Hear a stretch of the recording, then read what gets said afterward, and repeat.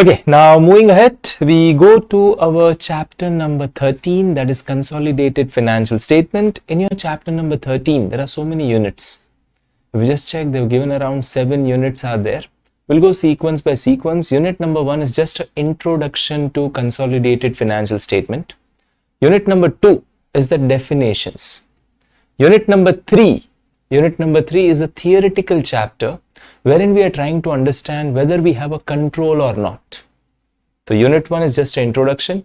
Unit number 2 is definition. Unit 3 is a theoretical thing. We're trying to understand whether we have a control or not. Unit number 4, if it is our subsidiary, imagine you have a control, it becomes your subsidiary. How do we consolidate a subsidiary? That's your unit number 4. Okay, unit number 5 is about whether we have a joint control. So unit 5 is about the joint arrangement. Unit number 6 is how to consolidate a joint venture and an associate. If you have a joint venture, associate, how to consolidate them, that's unit number 6. Unit number 7 is your separate financial statement, individual. The separate financial statements, and unit number 8 talks about the disclosures. So many units are there. Today we'll finish up unit number 1, unit number 2, and we'll start with unit number 3 today. Clear? Thank you so much everyone for your lovely wishes. Now, coming to the introduction to Consolidated Financial Statement. First of all, how many types of financial statements are there? I repeat, how many types of financial statements are there? Now, whenever I ask this question, how many types of financial statements are there, students generally give me, sir, 2 types. Standalone financials, consolidated financials. Standalone financials and consolidated. Actually, there are not 2 types of financial statement. They say there are 3 types of financial statements. 3 types? Yeah. Let's see. So check over here. Financial statements are classified as individual financial statement. Then we have a separate financial statement. And then we have a consolidated financial statement. Now, sir, what's the difference? Individual financial statement, separate financial statement, consolidated financial statement. Individual financial statements are the financial statements of an entity which does not have a subsidiary associate JV. Okay, if you do not have a subsidiary associate JV, that's your individual financial statement. So they are prepared by an entity which does not have a subsidiary associate or a JV. Fine. Individual. Now, sir, what are separate financial statements? Separate financial statements are financial statements of entity wherein they are the financial statement of entity wherein you have an investment in subsidiary associate JV. You have an investment in subsidiary associate JV which is carried either as per Ind AS 109 or as per Ind AS 27, which is separate financial statement. Okay, the separate financial statements are prepared by a parent or an investor. Okay, if it's a subsidiary, you are a parent. If it's an associate, you are not a parent. If it's a subsidiary of mine, I'm a parent. But if I have an associate, I'm not a parent, I'm an investor. In which the investment in subsidiary associate JV are either accounted at cost or in accordance with Ind AS 109. Okay, the individual financial statements are the financial statements of an entity which do not have a subsidiary associate JV. Separate financial statements are the financial statements of entity wherein your investment in subsidiary associate JV, they are carried either at cost or as per Ind AS 109. This is given under Ind AS 27. So Ind AS 27 is on separate financial statement wherein you carry your investment in subsidiary associate JV either at cost or as per Ind AS 109. Okay, now third one is consolidated financial statement. They are the financial statement of a group as a whole.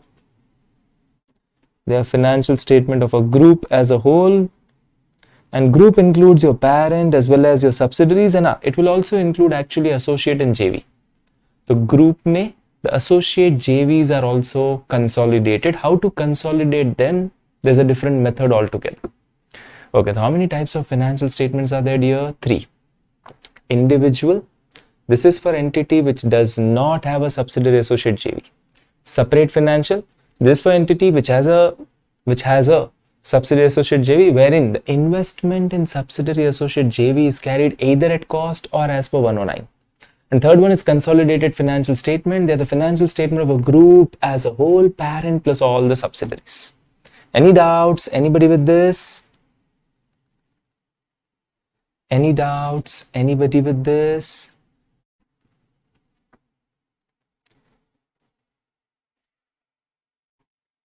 Okay, fine. Now, if A obtains, there's an example given, if A obtains control over B by acquiring the majority shares of B. So A acquires 60% in B. This is the example, A Limited. Say for example, we acquire 60% in B. Can I say B becomes our subsidiary? Now A will prepare its separate financial statement. A will prepare its separate financial statement, plus A will also prepare a consolidated financial statement. A will prepare a separate financial statement wherein the investment will appear either at cost or as per 109. And it will also prepare a consolidated financial statement. Now B, okay, question. Does B Limited have a subsidiary associate JV? Does B Limited have a subsidiary associate JV? No sir, B doesn't have subsidiary associate JV, so B will prepare individual financial statement. The B's financial will not be called separate financial, it will be called individual financial statement. So for example, over here, the parent A will prepare its separate as well as consolidated, while B will prepare its, there's a typing mistake here. Instead of separate, make it individual. Instead of separate, make it individual.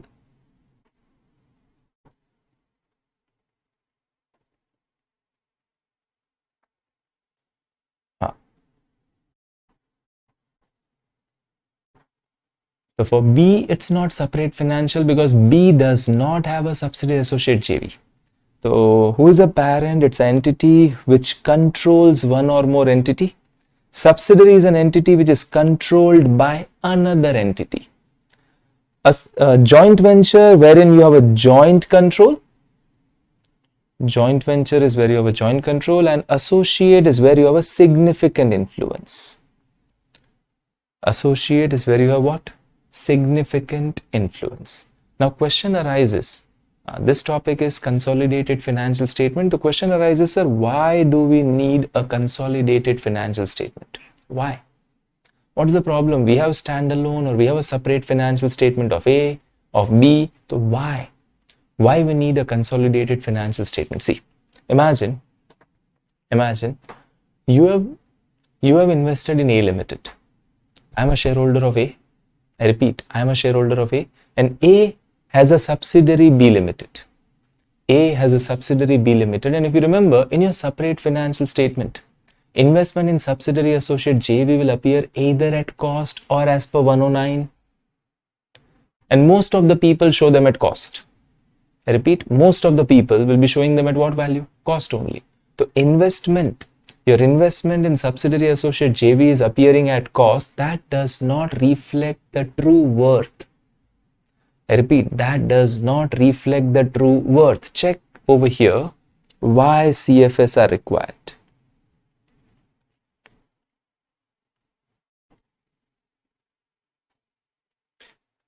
Investments made by parent in subsidiaries are long-term in nature, and as per Ind AS 27, investment in subsidiary will appear in your SFS either at cost or as per 109. This does not reflect the true worth of your investment. Sir, how?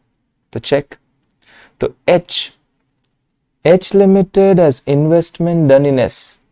80% shares you acquired at 100 rupee. H Limited has investment done in S. 80% you acquired at 100 rupee, and it's appearing at your cost. It's appearing as your cost. So as per Ind AS 27, investment in subsidiary will appear either at cost or as per 109. Okay. So we are showing it at cost only. We bought it at 100. Today also value appears at 100. Now just check the balance sheet of S. Just check the balance sheet of S. In S, the total assets are 1200. Total liability is 200. Assets 1200, liability 200. Can I say net asset is 1000? Or you can do capital plus other equity, that is also net asset. So S Limited is having a net asset of rupees 1000. Can I say my share is 80%?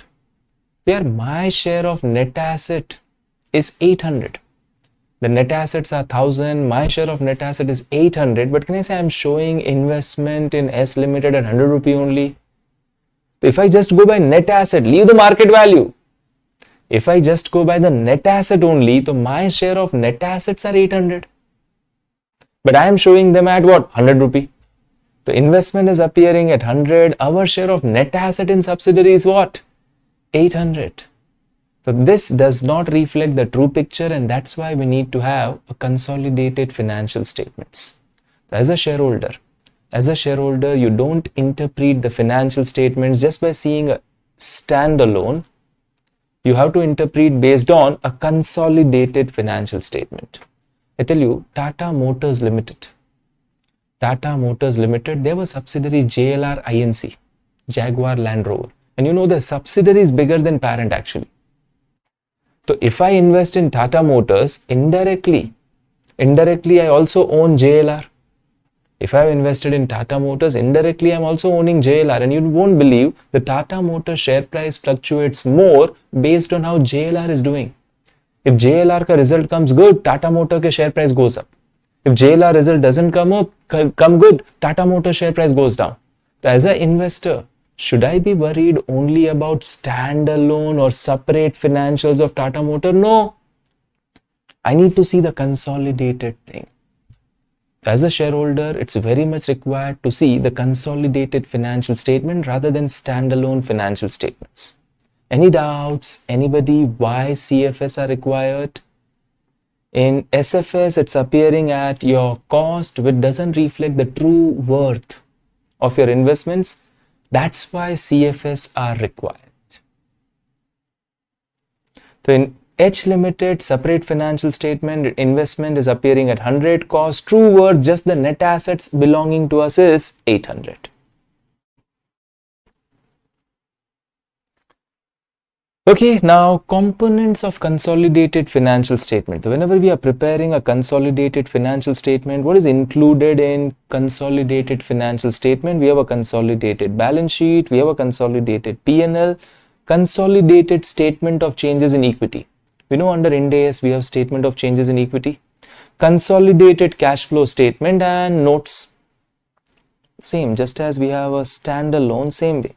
Consolidated balance sheet, consolidated SOPL, consolidated statement of changes in equity, consolidated cash flow, and last one is notes. Now question, whether all the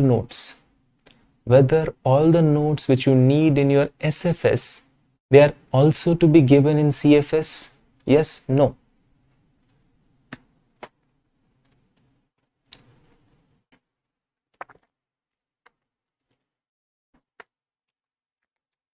Whether all the notes which are to be given in SFS are to be given in CFS, answer is no. No. So see, we had seen schedule 3, so many notes were there. But all the notes which were there in SFS are not required in CFS. So sir, which notes are required? Which notes are required? The one which is required by schedule 3, which is required by Ind AS. Okay, for example, for consolidated financial statements, we have a disclosures under Ind AS 112. For your CFS, the disclosures are as per Ind AS 112. So whatever disclosures are there under Ind AS or Schedule 3 that are required, plus any note which will be necessary to give a true and fair view of consolidated financial statement. I repeat, any note which will be necessary to give a true and fair view for consolidated financial statement, that is required. So check out all the notes appearing in SFS of parent and subsidiary need not be included. Only the notes which are material and which helps in showing a true and fair view of CFS are to be included. Plus, you should also disclose information which is given under Schedule 3. Disclose the information as per the requirement of Schedule 3. If you remember your Schedule 3, we already did it. If you remember your Schedule 3, we already done it. Okay, even though we hold 80%, we'll include 100% assets and liabilities. So even though I'm holding 80%, I'll be including 100% assets and liabilities, 20% assets and liabilities of subsidiary.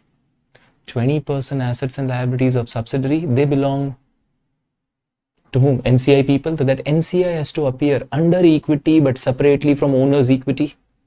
Then the profit which comes up, even though we hold 80%, we have included 100%.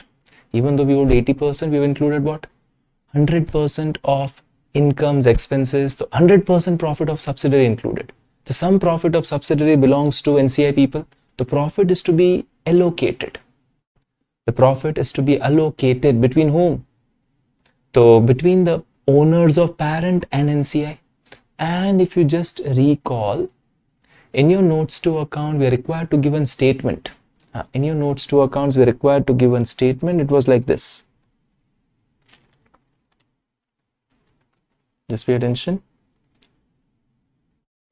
It was kind of like this. We have parent, then we have subsidiary Indian. 1, 2, 3. Then we have subsidiary foreign.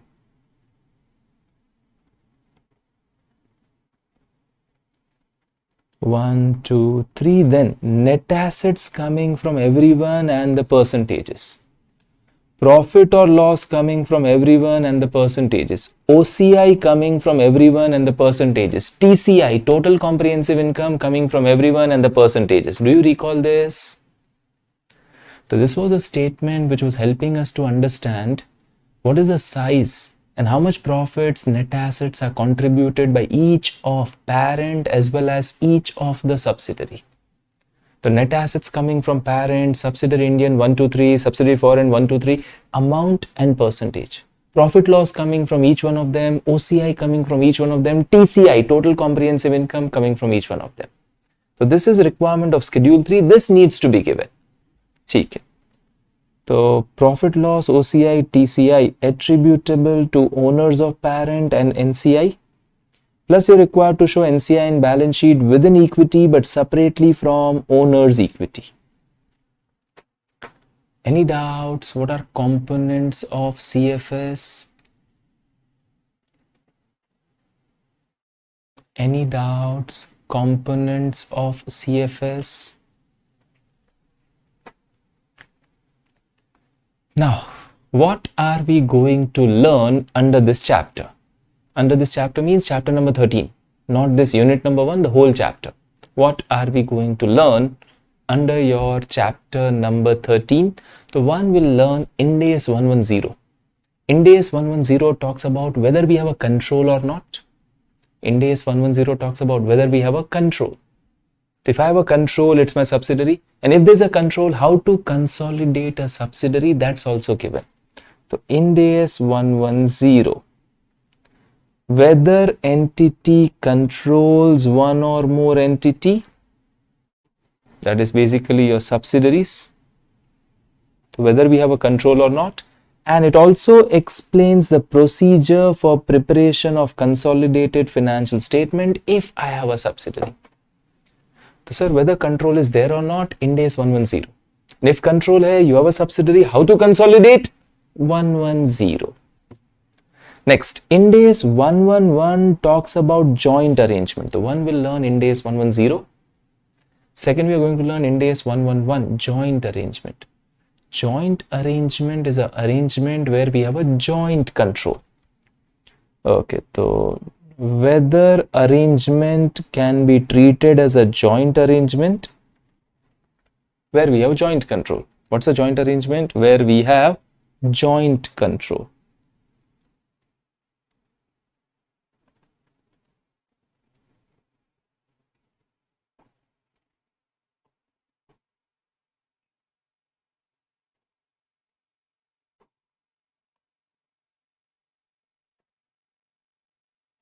Where we are having joint control. Fine. And see, if there is a joint control, it's a joint arrangement. Now joint arrangement can be actually of two types.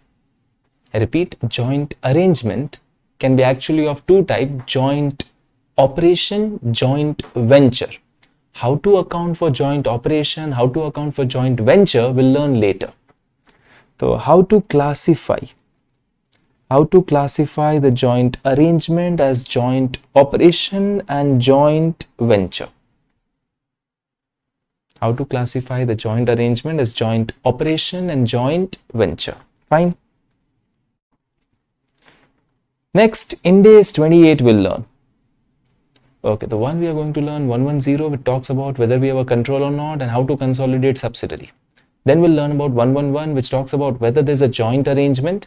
And if there's a joint arrangement, is it a JO, joint operation, or is it a JV, joint venture? Joint arrangement divided in two parts. Now, Ind AS 28. Ind AS 28 talks about whether we have a significant influence, determining whether we have a significant influence. Determining whether we have a significant influence, and plus it also talks about how to consolidate associates in JV. It also explains the principle of application of equity method for accounting for associates in JV in CFS. Now we already discussed this. If you just recall, how do I consolidate an associate and a JV? The associate and JV in SFS, they are appearing as my investment. In CFS also they will appear as investment, equity method. In CFS also they will be appearing as investment. The only difference is our share in post-acquisition profit will include it. Opposite, they have not paid cash, will add it in our investment. So under equity method, investment remains as investment in CFS. Their assets liability don't come. Investment remains as investment. But what happens is, our share of assets and liabilities we include with the corresponding effect given in investments. Then we'll be learning Ind AS 27, which is on separate financial statement. How do we show investment in subsidiary, associate, JV in separate financial? In separate financial, either at cost or as per Ind AS 109. So it talks about accounting of investment in subsidiary, associate, JV in separate financial statement. And last 112 talks about the disclosures. Okay. So how many standards we are going to learn? 110, 111, Ind AS 28, Ind AS 27, Ind AS 112. This many standards we are going to learn in this chapter. 110, whether we have a control or not, how to consolidate a subsidiary. 111, whether it's a joint arrangement or not, and then bifurcating whether it's a joint operation or a joint venture. Then we have Ind AS 28, whether there's a significant influence or not, and how to account for associates and JV in CFS. Ind AS 27 is separate financial statement. 112 talks about disclosure. Any doubts? Anybody? What we are going to learn in this chapter?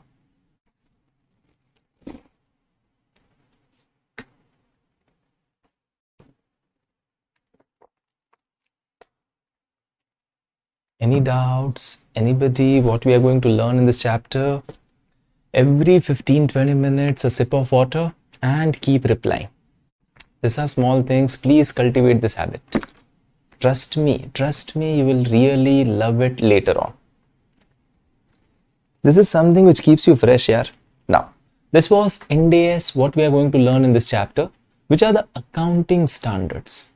Same things, which were the accounting standards. If you just recall, how do I prepare a consolidated financial statement if I have a subsidiary, that is AS 21. The accounting standard 21 is for consolidation of subsidiary. So under AS, consolidation of subsidiary, AS 21. Okay, then how do I consolidate an associate? Consolidation of associate is AS 23. And how do I consolidate a JV? For that there's AS 27. So this is under AS.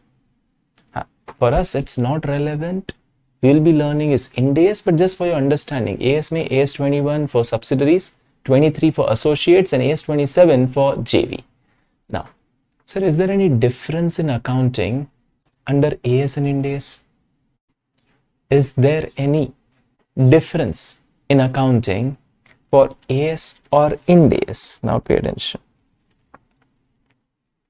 just write over here, this is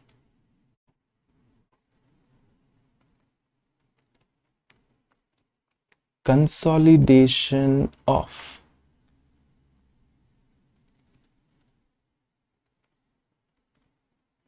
subsidiary, then we have associate, and then we have JV. Okay, under AS, and then we have under Ind AS.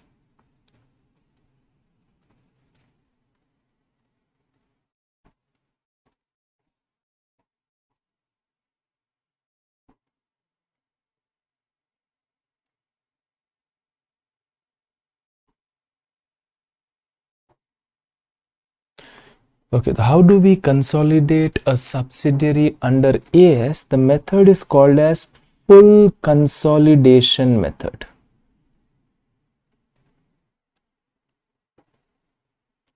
Full consolidation method. Under Ind AS also it is called as full consolidation method. Even though I hold 80%, I'll include 100% assets and liability. Even though I hold 80%, I'm including how much? 100% assets and liability. That's a full consolidation method. Both the places same. Both the places same. Okay, if it's an associate, how do we consolidate under AS? We have a equity method. How do we consolidate under Ind AS also? We have a equity method. Under equity method, we do not include their assets and liability. Under equity method, I do not include their assets, liability, income, expense individually. Individually, I don't include, but investment will remain as investment. Our share in post-acquisition profit we include. They have not paid cash. Opposite, I'll add it in my investment. Our share in post-acquisition profit will include. They have not given me cash. Opposite, I'll add it in investment. ठीक है, तो this is also same. For JV, joint venture, under AS we have a equity method. Under AS we have a equity method, but under Ind AS we are having a equity method, but under Ind AS we have proportionate consolidation method. Okay, so there's a difference here. Proportionate consolidation method. If it's a JV, under AS, sorry, my mistake, under AS it's proportionate consolidation, Ind AS it's equity method. I've written wrongly.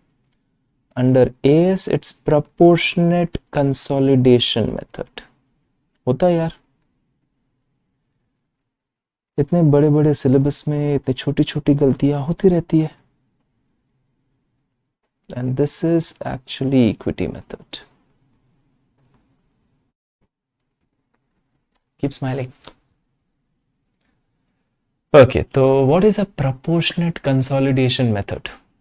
See, under proportionate consolidation method, if you hold 50%, it's a JV and suppose you're holding 50%, include 50% asset, 50% liability, 50% incomes, 50% expenses.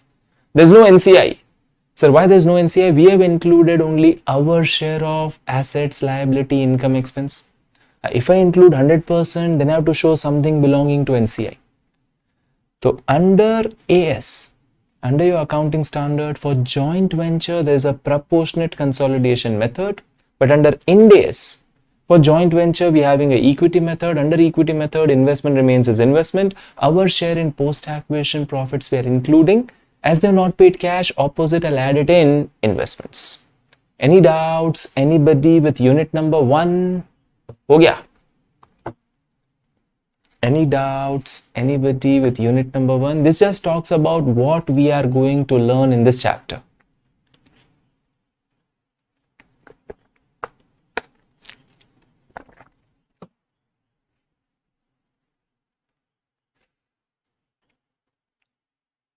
Thank you, Chaitanya. Thank you, Naveen. Thank you, Aishat. Thank you, Aditya.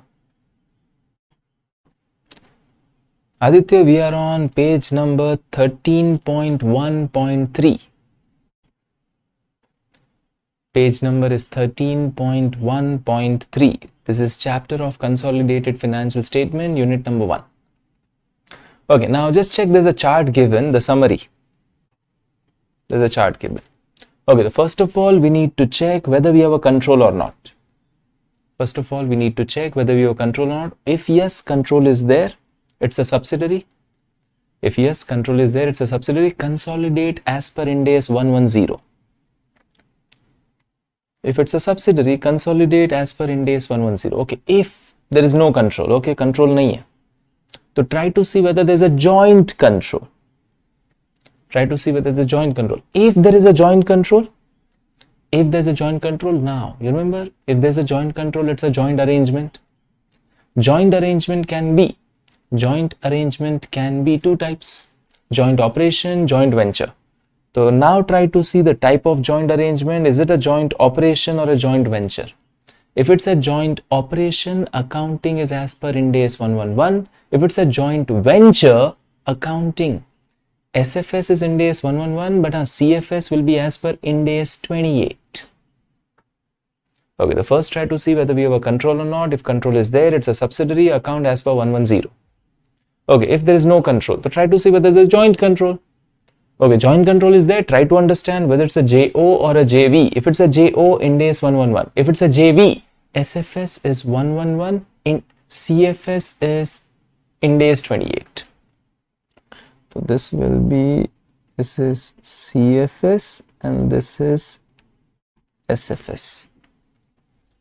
Okay, now control is also not there. Joint control is also not there. We don't have a control, we don't have a joint control. Control, no.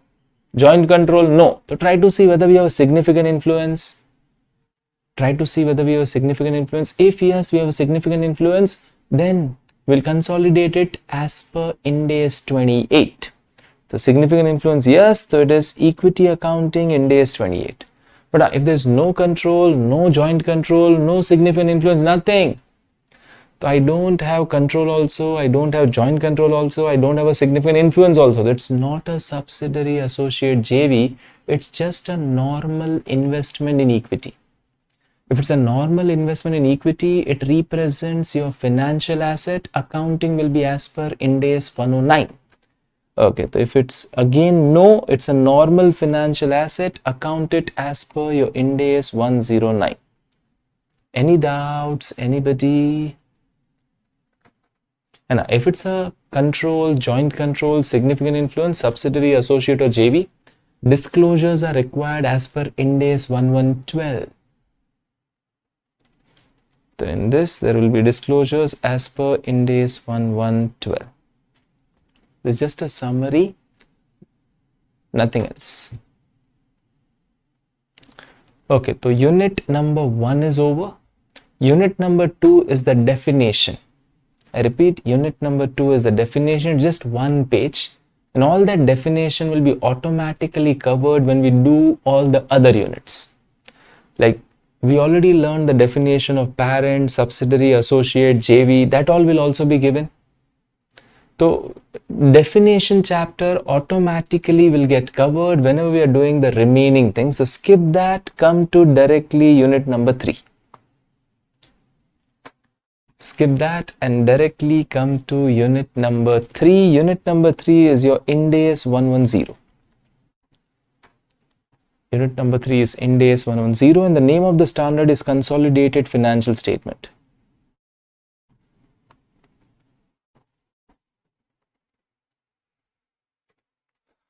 Ind AS 110, Consolidated Financial Statement. Now this standard talks about whether we have a control or not.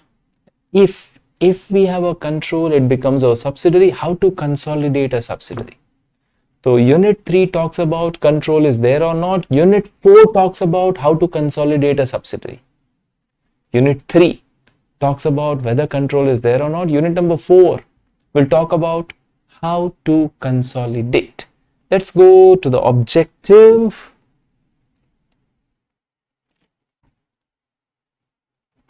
Okay, the objective of this standard is to establish principles on preparation and presentation of CFS. The objective is how do you prepare your CFS whenever you control one or more subsidiaries. ठीक है. Now, question, is preparation of CFS mandatory? Okay, I have a subsidiary. Imagine I have a subsidiary A Limited as a subsidiary B Limited. Is A Limited mandatorily required to prepare CFS?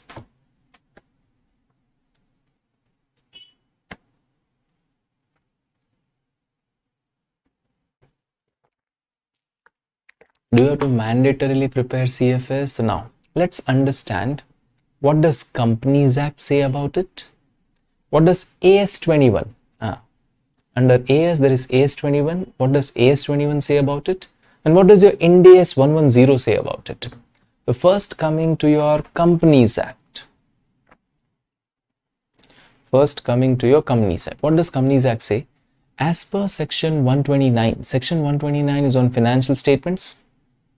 As 129 of Companies Act is financial statement. As per Section 129, subsection 3, you've done it in your intermediate, where a company has one or more subsidiaries or associate. Wherever a company has one or more subsidiaries or associate, it shall, in addition to its own financial statement, prepare a consolidated financial statement. So where a company has a subsidiary or an associate, it shall, in addition to standalone financial statement, prepare a consolidated financial statement where you will consolidate all your subsidiaries, associates. And here the associate also includes JV. Okay, let's just put a star over here and write down the word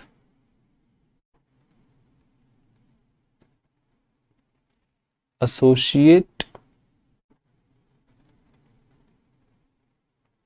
companies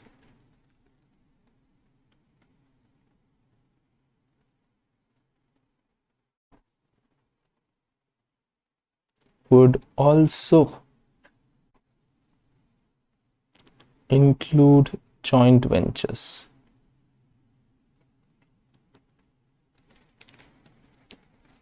Okay, so Companies Act says it shall. Can I say mandatory?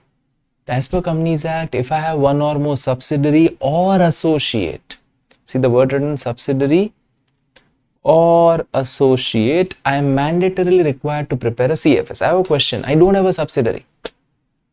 But I have an associate. Okay, I don't have a subsidiary, but I have an associate. I hold 30% in B Limited. I have a significant influence over B. I hold 30% in B Limited. I have a significant influence in B. So my question, I don't have a subsidiary, but I have an associate. Do I need to prepare a CFS? Do I need to prepare a CFS? Answer is yes. Sir, why yes? They've written if you have a subsidiary or associate, you have to mandatorily prepare CFS. And plus you are required to file one form. You have to file one form called as AOC1, which gives the salient features about the financial statements of your parent as well as subsidiary. The salient features of financial statement of parent and subsidiary is given in a form which is called form number AOC1. It shall also attach along with financial statement a separate statement showing the salient features of financial statement of subsidiaries in form AOC1. Fine. Okay, the word associate would also include JV, already written. Subsidiary is entity where we have a control. Associate is an entity where we have a significant influence. JV is an entity where we have a joint control. Now check the question we already discussed. Check the question we have already discussed. Whether a company which does not have a subsidiary, but as an associate or JV would be required to prepare CFS, answer over here is yes. Full stop. The word used under section 129 subsection 3 is subsidiary or associate. If I have a subsidiary or associate company, I have to prepare a CFS.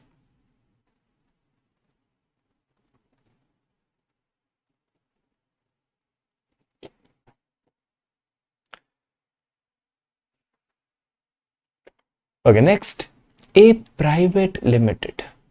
A private limited as a subsidiary, B private limited. A private limited as a subsidiary, B private limited. Whether A private limited is required to prepare a CFS. A private limited. You have a subsidiary B private limited. Whether private limited companies are required to prepare CFS, answer is yes. Section 129 subsection 3 applies to all companies.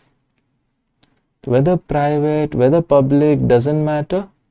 If you have a subsidiary or associate, you have to mandatorily prepare CFS. Clear?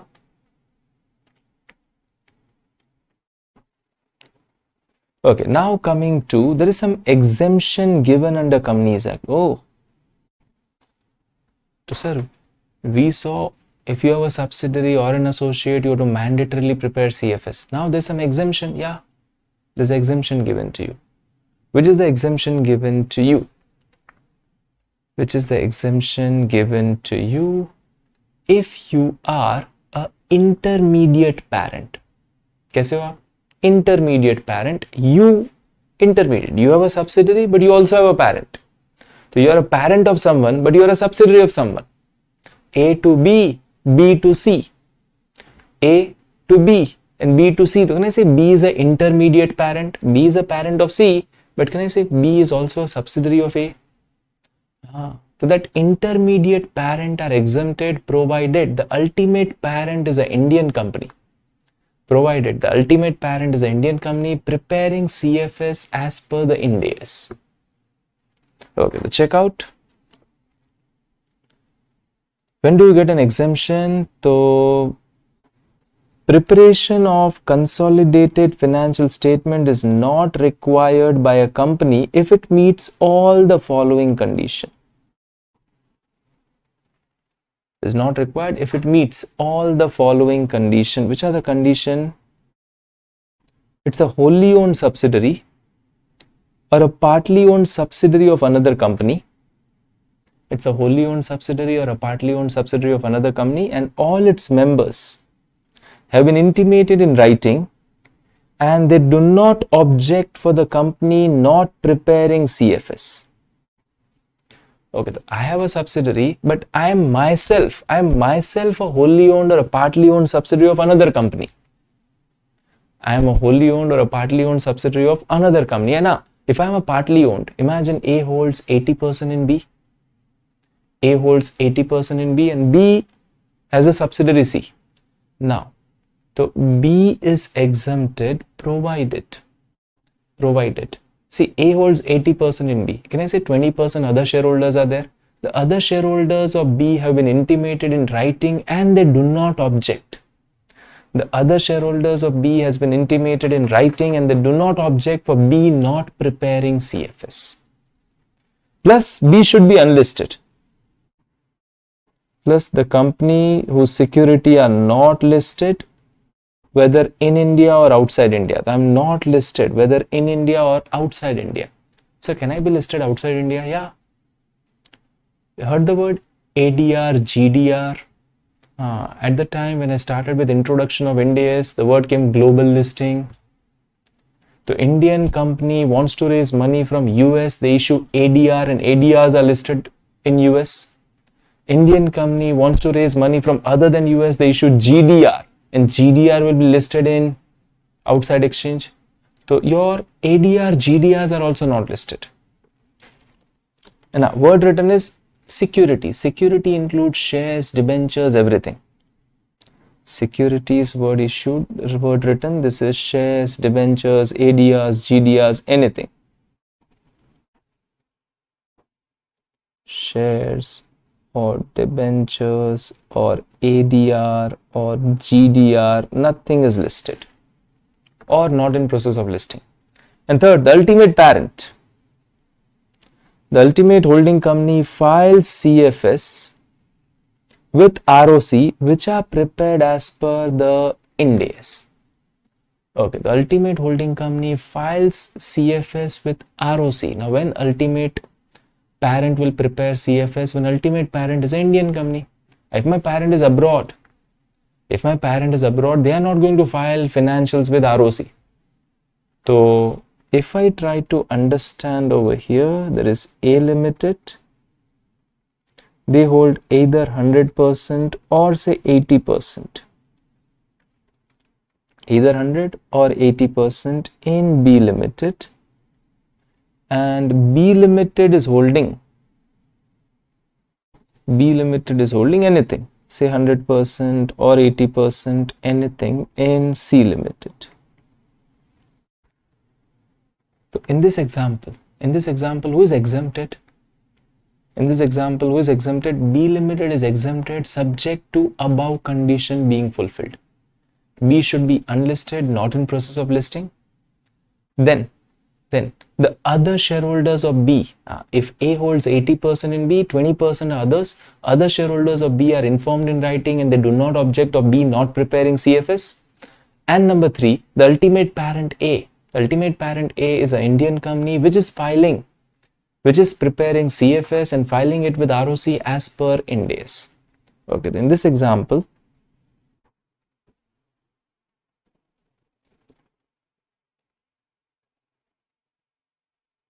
B Limited is exempted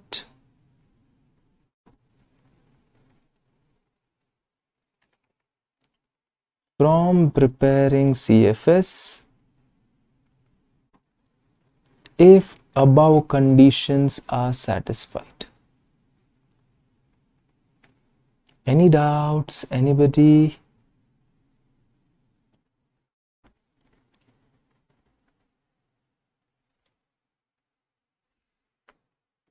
Any doubts? Anybody?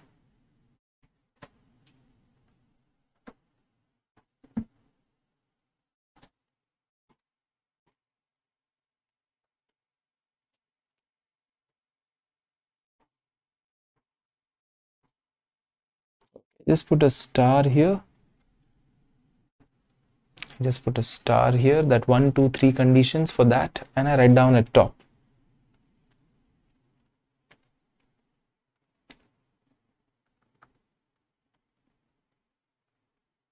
In simple words,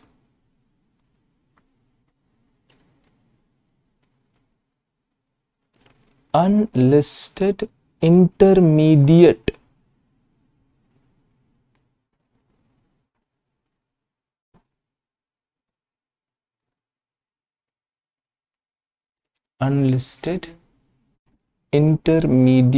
subsidiary having Indian parent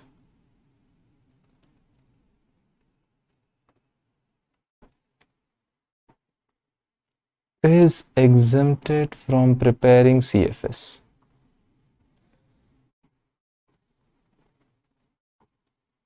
You are an unlisted intermediate subsidiary.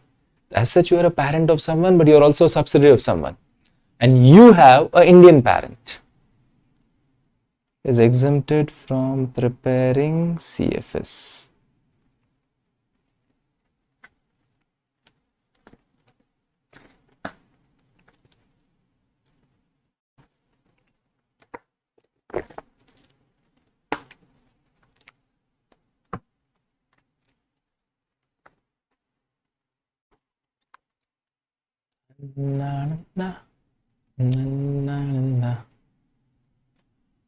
Okay, after this, now we go to AS21. This was Companies Act. Now going to what does Accounting Standard 21 say? Then I'll go to Ind AS 110 also. For us, relevant is Companies Act and Ind AS 110. AS21 is just for your knowledge. It's just for your knowledge. Now, AS21, it does not say when to prepare CFS.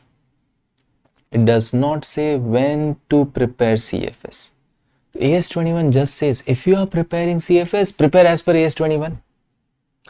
So it does not mean it. if the entity prepares CFS, it should prepare in accordance with AS21.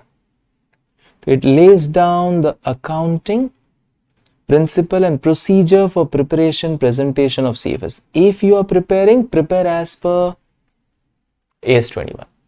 Okay, the AS21 doesn't tell you when to prepare. If preparing, prepare as per Ind AS 21. Now, is there any exemptions given under AS21? Yeah. The exclusions which are there as per AS21. In Companies Act, we saw one exclusion for intermediate subsidiary, unlisted one, having an Indian parent. Now, under AS21, subsidiary should be excluded from consolidation when the control is temporary. Control kaisa hai? Temporary. You acquired a subsidiary. With a view to resell it within 12 months only. So I've acquired it, but within 12 months I'm going to sell it off, then don't consolidate that subsidiary. If control is intended to be temporary, don't consolidate. Intended to be temporary. Intention is to sell it off within 12 months. Sir, actual sale happened in 14 months, chalega. So actual sale happened in 14 months. That's a different thing. Your intention was to sell it off within 12 months. Don't consolidate. So temporary control. We call it as temporary control. And number 2, the subsidiary operates under severe long-term restriction. Subsidiary operates under a severe long-term restriction which significantly impair the ability to transfer funds to parent. Okay, for example, I have a subsidiary in China. And suppose India and China's relation are not good. I have a subsidiary in China and suppose India and China relations are not good and Chinese government has banned all transfer of goods, money, etc. to India. You cannot transfer any goods to India, you cannot transfer any money to India. So can I say I have a subsidiary abroad? But it operates under a severe long-term restriction. Now, I will not be able to handle it because now we are not allowed to go to China, we are not allowed to handle over there, we are not allowed to take decision. Now, they cannot repatriate money also to us. The Chinese government has banned all these things. So there is a subsidiary which operates under a severe long-term restriction which significantly impair the ability to transfer funds to parent.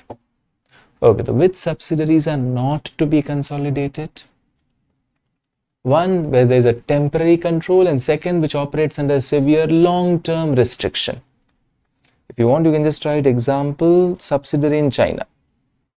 Just for understanding, reality mein, if I have a subsidiary in China, there is no long-term restriction.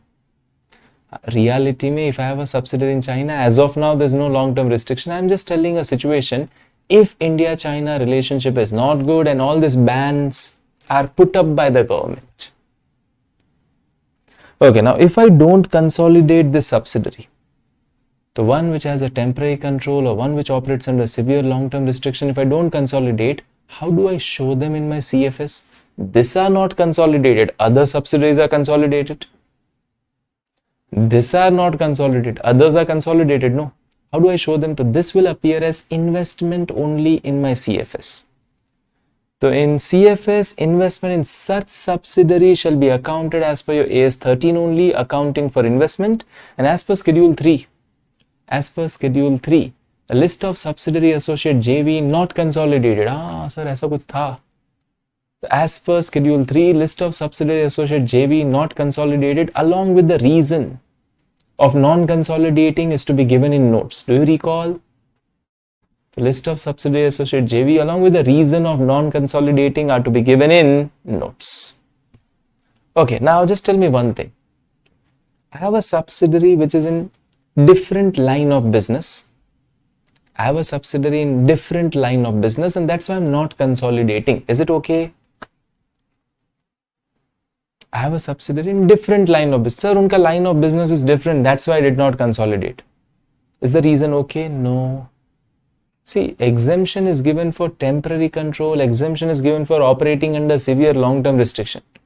It is just that they have a different line of business doesn't mean that you don't consolidate. So, exclusion on the ground that business activities are dissimilar is not justified. exclusion on the ground that business activities are dissimilar is not justified. Did you understand? Okay. Now, this was AS21. AS21 doesn't tell when to consolidate. It says if you are consolidating, prepare CFS as per AS21. And they've given exemption of one, temporary control and operating under severe long-term restriction. Now we go to Ind AS 110. Now we go to Ind AS 110, and as per Ind AS 110, each parent is required to prepare CFS in which you have to consolidate subsidiary, associate, JV subject to exception. If you are a parent, you have to prepare CFS. Clearly written, each parent is required to prepare CFS in which you need to consolidate your subsidiary, associate, JV subject to exception. Any doubts? Anybody?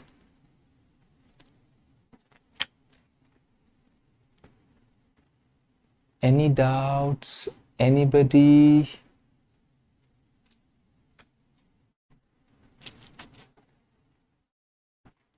Okay, now come to question ALLP. ALLP holds 60% in B Limited. Okay, ALLP. So over here, can I say ALLP became a parent? ALLP holds 60% in B Limited. Whether LLP needs to prepare a CFS, so it's kind of ALLP is a parent. ALLP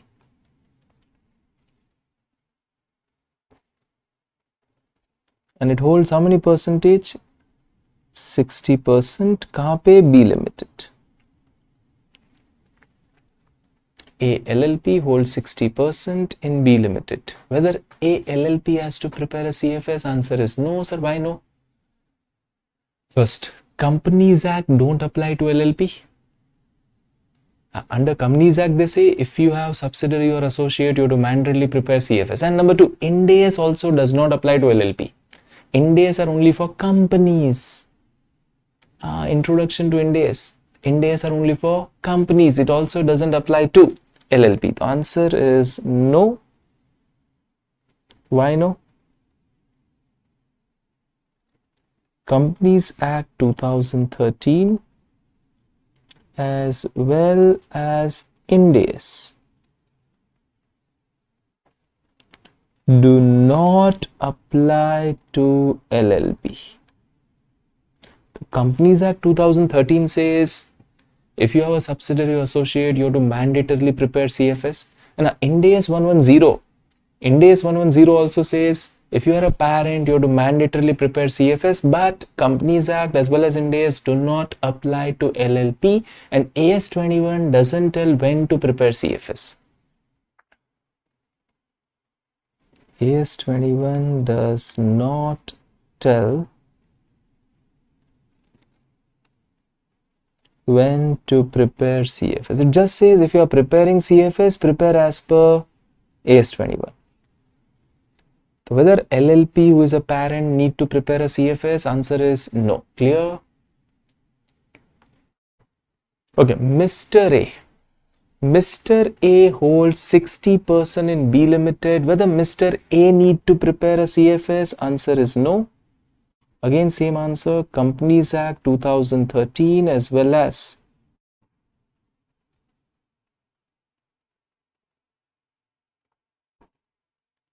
Ind AS do not apply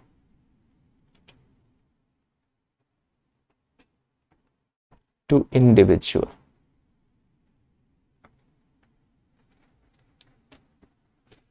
Do not apply to individual.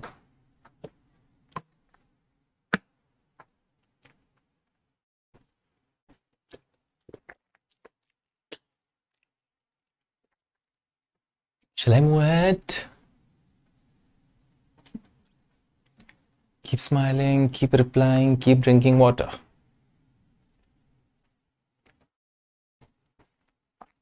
Okay, now what are the exclusions given under your Ind AS 110? So under your Companies Act, there was one exclusion. Companies Act, there was one exclusion that intermediate subsidiary is exempted provided it's unlisted and they have an Indian parent. Okay, under your AS 21, there were two types of subsidiaries which are not to be consolidated. One where we have a temporary control and second which operates under a severe long-term restriction. Now under Ind AS, the first exemption is same as Companies Act. The first exemption is same as Companies Act 2013, that is unlisted intermediate subsidiary having Indian parent.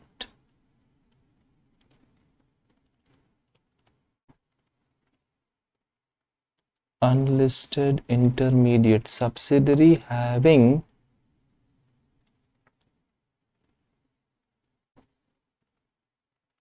Indian parent.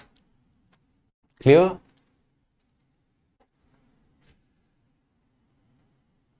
So I'm not going for this. It's the same thing. You can read it on your own.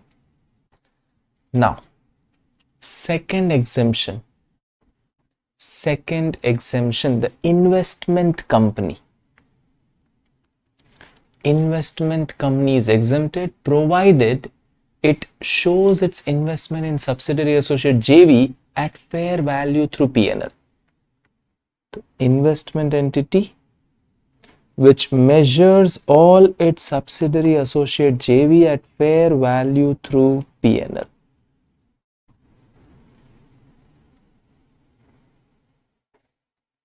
So you're not required to present CFS if you are a parent, you are an investment entity and you measure all your subsidiaries associate JV at fair value through P&L. Okay, I'll do one thing. I put a star, I write down over here simple words.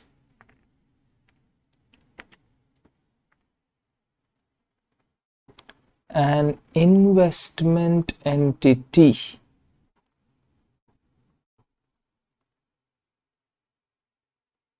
which measures all its subsidiaries, associates and JV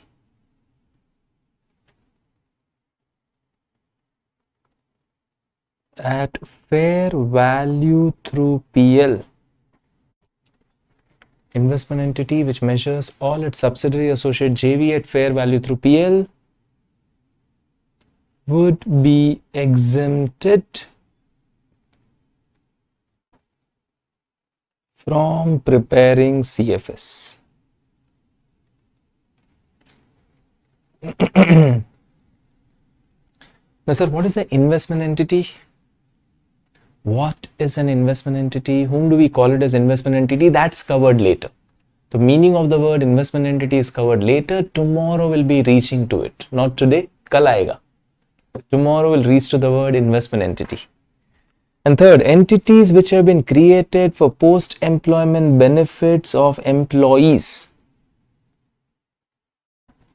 Entities which are created for post-employment benefit of employees to which Ind AS 19 applies. For example, Infosys created Infosys Gratuity Fund. Infosys created an Infosys Gratuity Fund to handle the gratuity requirements related to employees. Okay, so I have to do provision for gratuity. Every year I have to do, employee worked for me for 1 year, I have to pay at the end. Gratuity is paid when they retire. Gratuity is paid when they retire, but if they work for 20 years, the expense should be booked over 20 years. I do P&L to provision for gratuity, and I'm not just doing P&L to provision, I'm also setting aside that much fund. I'm also setting aside that much cash, which is then invested by Infosys Gratuity Fund. The Infosys does a provision, plus they give that much cash to gratuity fund. plus they give that much cash to this Infosys gratuity fund, who will invest, and from this later on the employees will be paid off. So Infosys has created Infosys gratuity fund. I only created, can I say I control? Infosys created an Infosys gratuity fund. I only created it, I control it. But this I don't need to consolidate. This is basically a post-employment benefit plan created for my employee, which will be covered under Ind AS 19. Are you clear?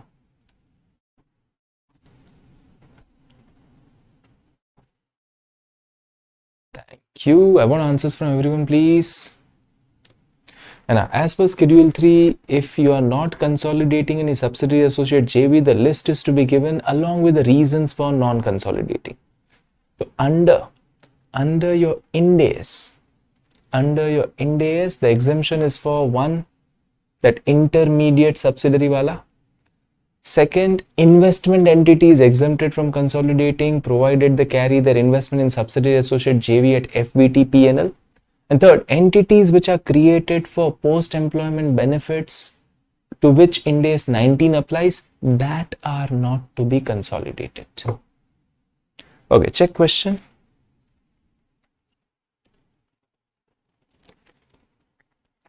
Check question.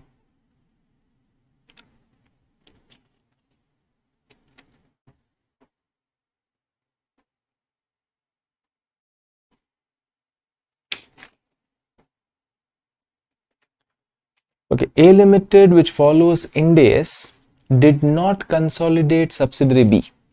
A Limited, which is following Ind AS, they did not consolidate subsidiary B on the ground that subsidiary is held for disposal in near future, control is temporary. Is it valid?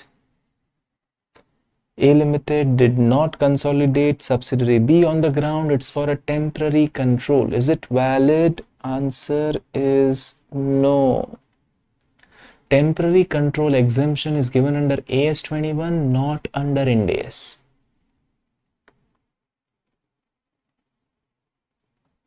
Temporary control exemption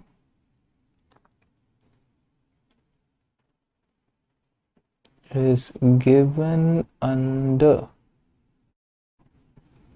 AS 21, not under Ind AS 110.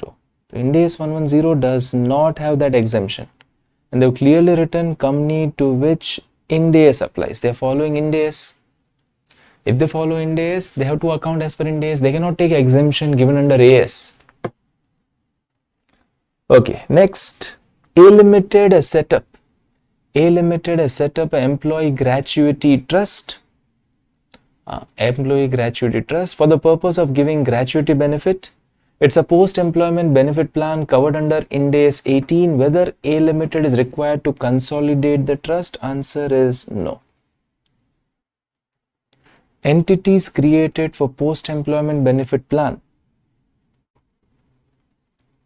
Entities created for post-employment benefit plan to which Ind AS 19 applies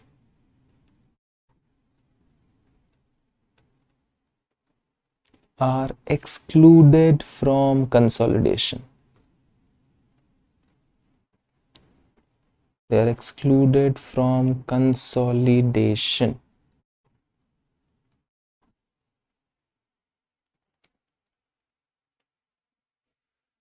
Is it clear?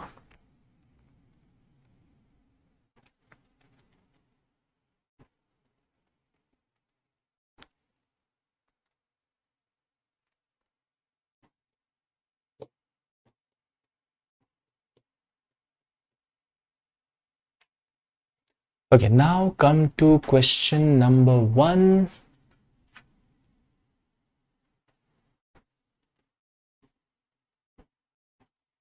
Now come to question number 1. The structure of the company is given.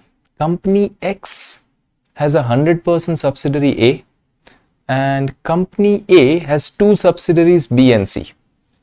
Company A has two subsidiaries B and C. Okay, X is a listed company in India and prepares CFS. This intermediary A is a unlisted company, and they are telling X do not object for A not preparing CFS. X do not object for A not preparing CFS.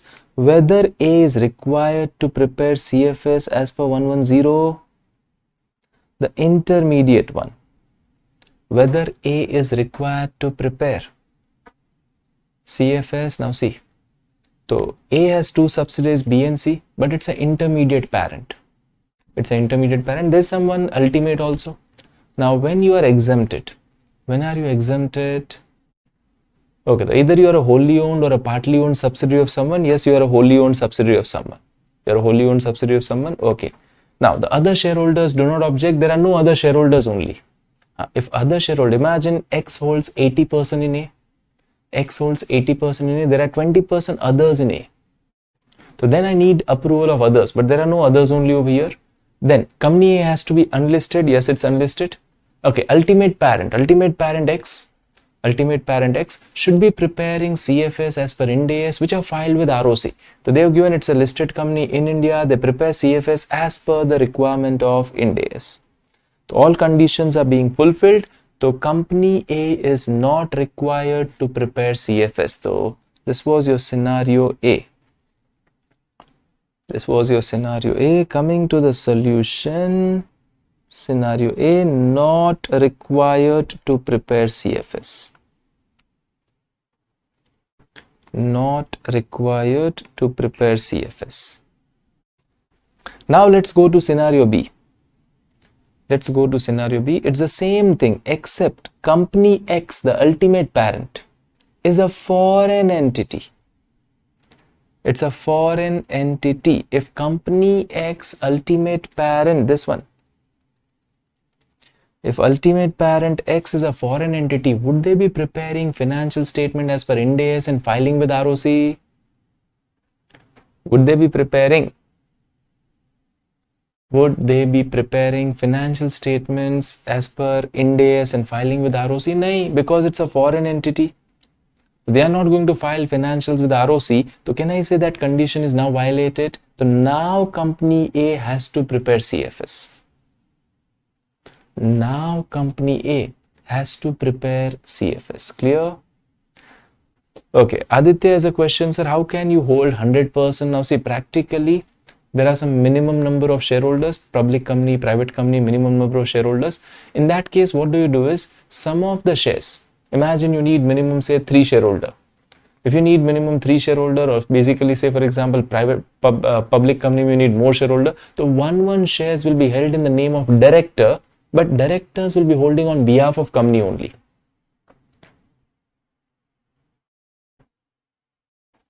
Clear? Aditya, the one shares we might be having it in the name of our director. So company X might be holding 999999 shares of company A, and one share is held in the name of director of company X, but that he is also holding on behalf of company only. Okay, Naveen has a question, sir. Other members have to approve 100%. It's not majority. If other members voting or all shareholder has to approve. See dear, you have to intimate in writing to others and they do not object. So I have sent a letter to everyone and they are not objecting, to chalega. If someone is objected, then I need to prepare a CFS. Clear, Naveen? So there was a line written, the other members are intimated in writing with a proof of intimation available to you and they do not object for you not preparing CFS. Aditya, Naveen, are you clear?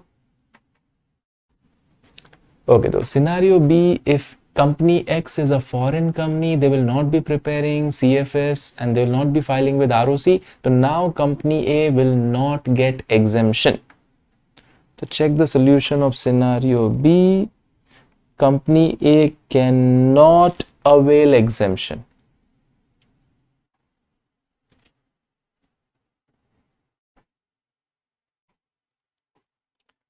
Okay, Aditya, it's not B and C both are holding 100%. It's company A holding 100% in B and company A holding 100% in C. So company A has two subsidiaries. So X has a subsidiary A and A has two subsidiaries, that is B and C. Clear? X has a subsidiary A and A has two subsidiaries B and C. A is holding 100% in B and C.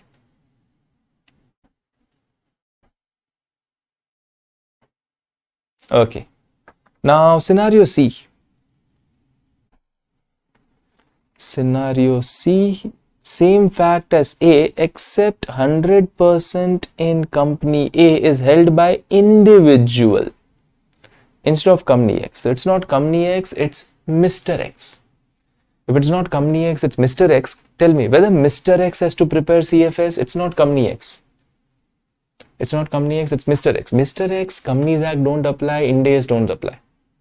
Companies Act don't apply, Ind AS don't apply. So Mr. X don't have to prepare a CFS. If Mr. X don't have to prepare CFS, CFS are not filed with ROC. So now Company A cannot avail exemption. Clear?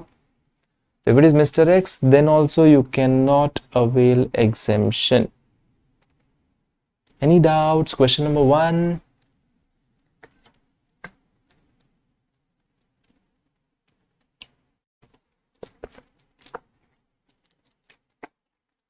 Thank you. Chalo, question number 2. Question number 2. Following is the group structure. Okay, company A, they have two subsidiaries B and C. Okay, they have two subsidiaries B and C. B is wholly owned, C is partly owned. B is wholly owned, C is partly owned, and C has a subsidiary X. Okay, C has a subsidiary X. Okay, A is a listed entity in India, prepare CFS as per Ind AS. Okay, now just tell me one thing over here, which is a intermediate one who can claim exemption. Which is an intermediate one who can claim exemption, sir? Company C. ये intermediate है. So company C is as such a subsidiary of A, but it is a parent of X. I'm a parent of X, but I'm a subsidiary of A. So C is intermediate. Okay, C is unlisted. C is unlisted. 60% is held by C, balance 40% is held by outside investors. Company A do not object for C not preparing CFS. Now tell me, I need whose approval? They are telling company A do not object. Can I say company A holds 60%? Company A do not object, they hold 60%. Can I say other 40% are also there? I need approval of them, that other 40% people should not be objecting for C Limited not preparing CFS. So they are telling company A do not object. Alright, over here, other 40%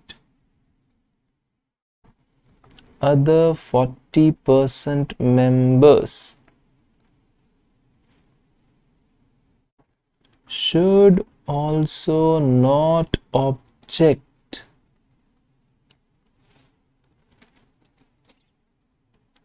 for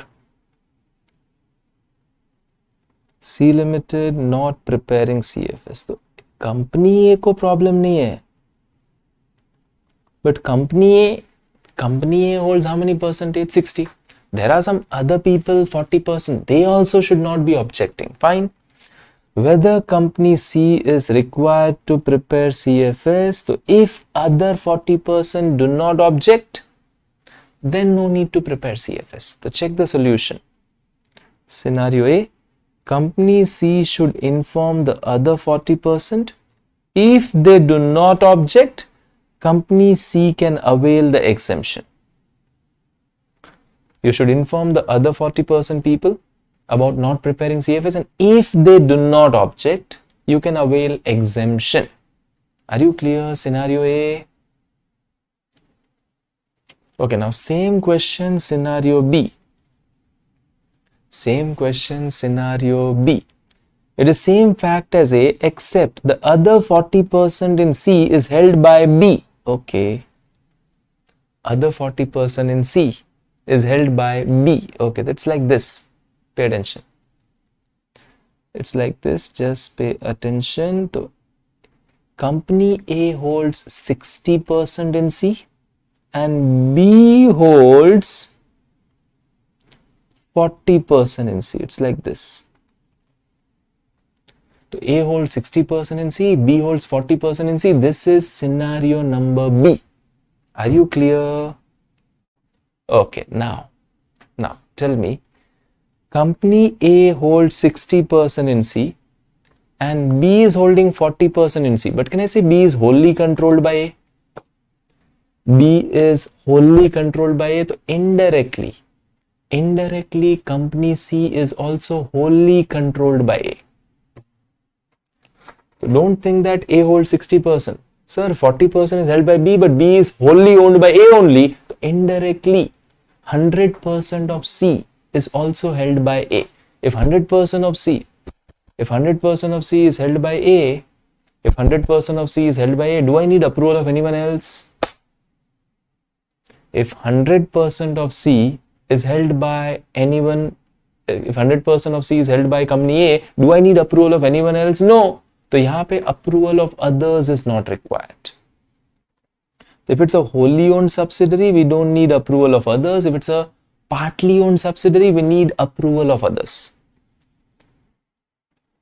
So whether C is required to inform other shareholders of B, answer is no. So in this case, C is 100% held by A. कैसे है sir 100%, 60% directly, 40% indirectly? C is not required to inform the other people. Not required to inform others, and they can avail exemption. Okay, I just put a star here and write down at top. I just put a star here, write down at top. If it is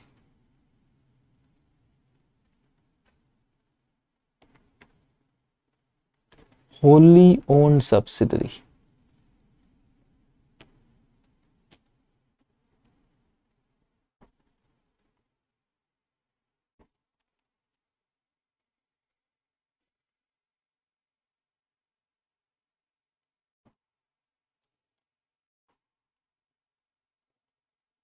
approval of other shareholders not required. For you not preparing, others should not object, that approval not required. If it is partly owned subsidiary,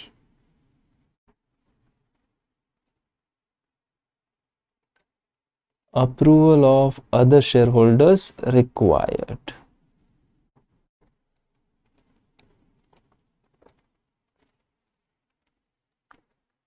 Wholly owned subsidiary, approval of other shareholders not required. Partly owned subsidiary, approval of other shareholders required. You're done. Write down D.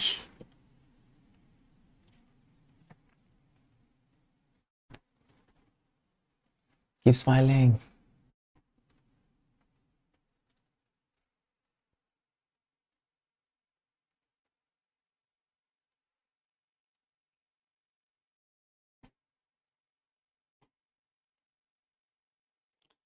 Thank you. Chalo. Now come to question number 3, May 20 exam. Now come to question number 3, May 20 exam. Now pay attention. Pay attention. PQR Limited. PQR Limited. They have a wholly owned subsidiary AB and a wholly owned subsidiary BC. So PQR has two subsidiaries, AB and BC. Now AB and BC, they hold 60 and 40% in XYZ. AB and BC, they hold 60 and 40% in XYZ. And XYZ has a subsidiary called RST. XYZ has a subsidiary called as RST.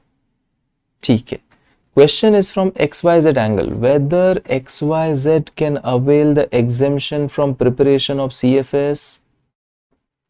Okay, can I say this XYZ is an intermediary? XYZ is actually an intermediary. Sir, कैसे है intermediary? It is a parent of RST. It's a parent of RST, but it's a subsidiary of, can I say, overall PQR. It's as such a subsidiary of AB, but AB is a subsidiary of PQR. It's as such a subsidiary of AB, but AB is a subsidiary of PQR. Question is whether XYZ is exempted from preparing CFS. Now, condition, XYZ should be unlisted, not in process of listing, whether in India or outside India. Number 2, this is 60, this is 40, but can I say indirectly it's wholly owned by PQR? Can I say XYZ is indirectly wholly owned by PQR? So PQR has 2 subsidiaries, and via that they are holding XYZ 100%. So it's wholly owned by PQR. As it's wholly owned by PQR, can I say I don't need approval of anyone else? If it's a wholly owned subsidiary, approval of other shareholder not required. It's wholly owned by PQR. PQR should not be objecting of XYZ not preparing CFS. And the ultimate parent PQR should be preparing CFS which are as per Ind AS and which are filed with ROC. Okay. So this was the first question. Now, second question, what if the facts are same as above? AB and BC are owned by individual X rather than PQR Limited. Imagine it was not PQR. It's Mr. X. If it's not PQR, if it is Mr. X. Okay, now assuming other conditions are fulfilled, whether XYZ is required to inform the other owner BC Limited. Whether XYZ has to prepare to inform other shareholder. Okay, if you just go to XYZ, can I say 60% AB holds and 40% BC holds?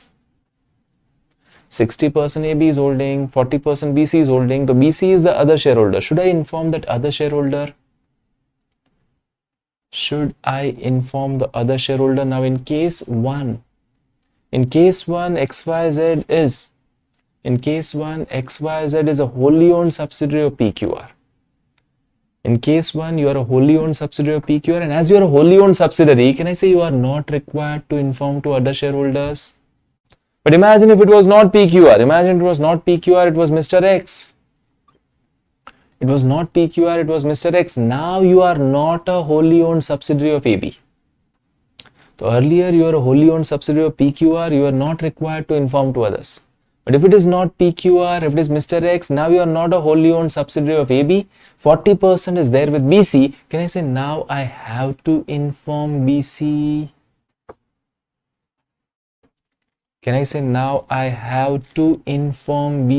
Yes or no? So scenario number 1, no need to inform. In scenario 1, although you are a partly owned subsidiary of AB, but you are a wholly owned subsidiary of PQR.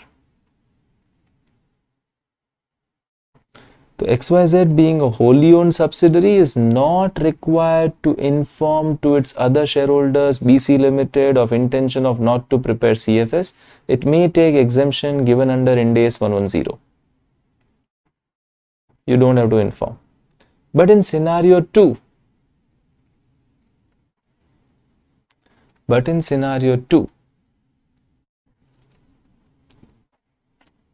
you are wholly in control of Mr. X. Mr. X is not an entity.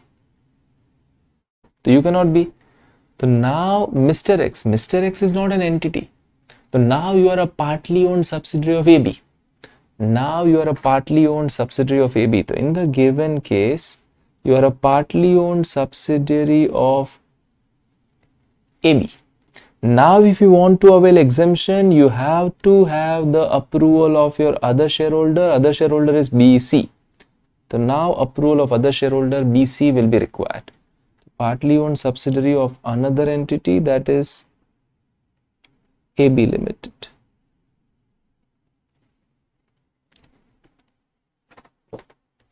its other owner BC should be informed and they should not object of you not preparing CFS. Okay, if you are indirectly a wholly owned subsidiary of PQR, if you are indirectly a wholly owned subsidiary of PQR, then in that case you are exempted from informing to other members. But if you are not a wholly owned subsidiary of any entity, if it's not PQR, if it's Mr. X, Mr. X is not an entity. So now you are not a wholly owned subsidiary of any entity. You are a partly owned subsidiary of AB. The other shareholder BC has to be informed and they should not be objecting. Any doubts? Anybody with this?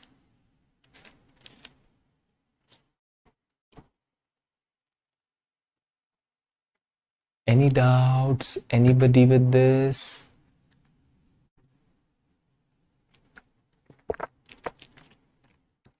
Okay, let me finish one more topic. Control as per AS21. Not much important exam angle. We have Ind AS relevant. So control as per AS21 and control as per Ind AS 110. These are the two things we have to learn. Control as per AS, control as per Ind AS. So we are starting with control as per AS21.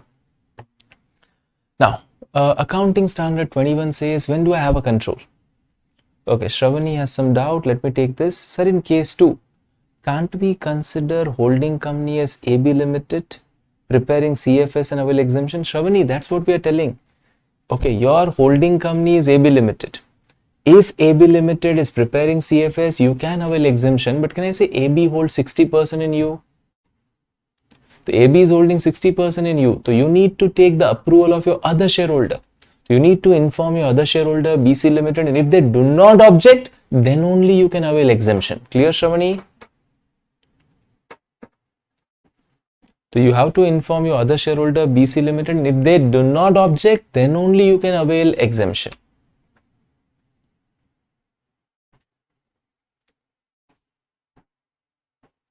See, if ultimate parent is preparing CFS, I am exempted. I am exempted provided my other shareholders do not object.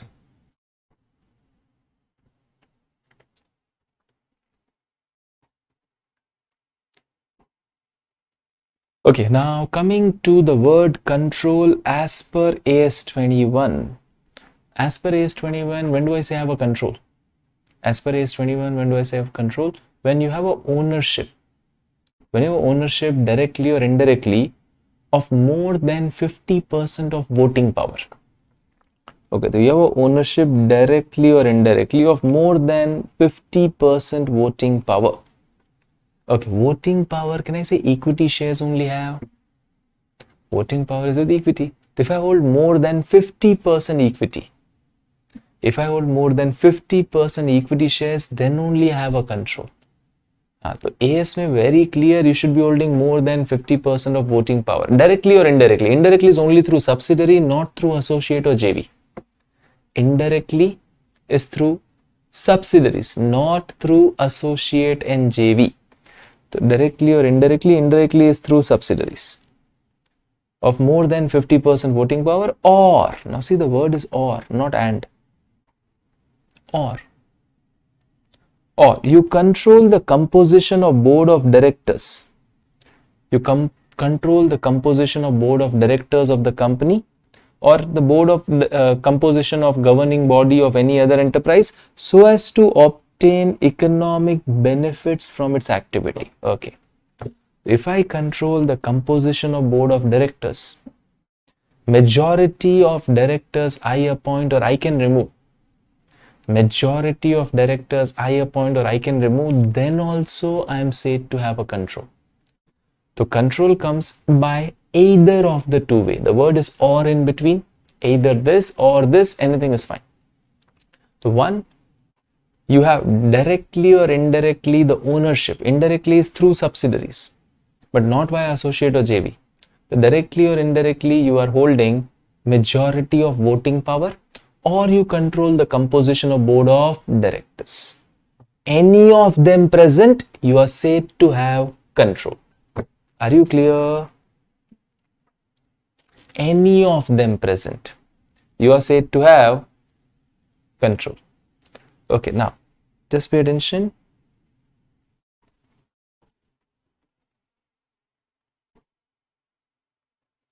A Limited holds 60% in B.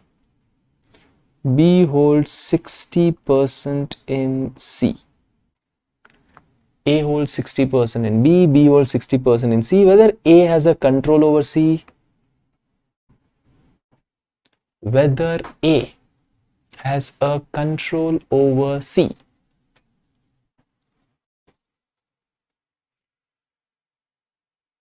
Okay, but directly I hold 0. Directly I hold 0. Indirectly via my subsidiary I hold 60%. Directly we are holding in C 0. Directly we hold 0, but indirectly via subsidiary we are holding 60% in C. See, subsidiary will do whatever I say. Subsidiary will do whatever I say. So that 60% shareholding in C, I'll be able to take decisions whichever way I want. Subsidiary will always do whatever I say. So B will do whatever I say. So 60% shares of C. Whatever decisions are to be taken, I can take whatever I want.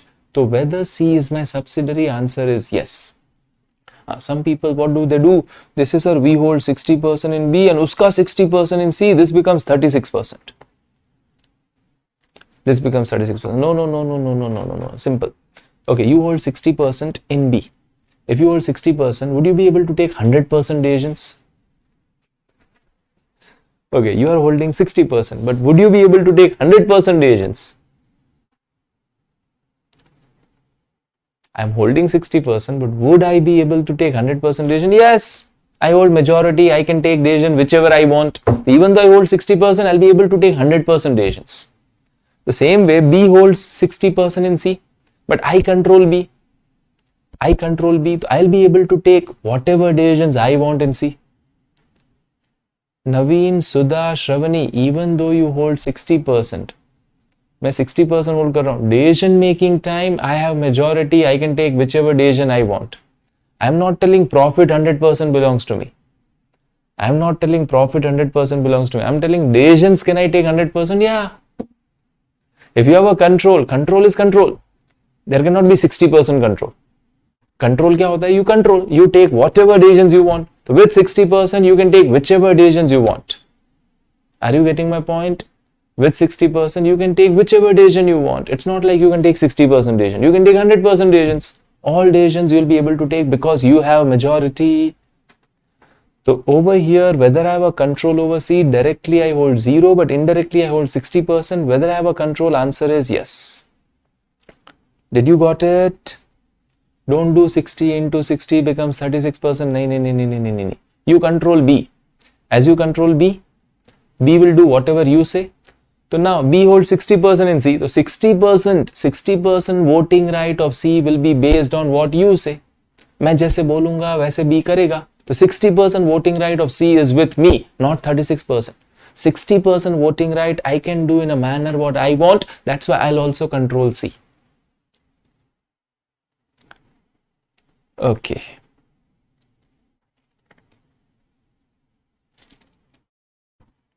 Now, only under AS this thing comes up, not under Ind AS.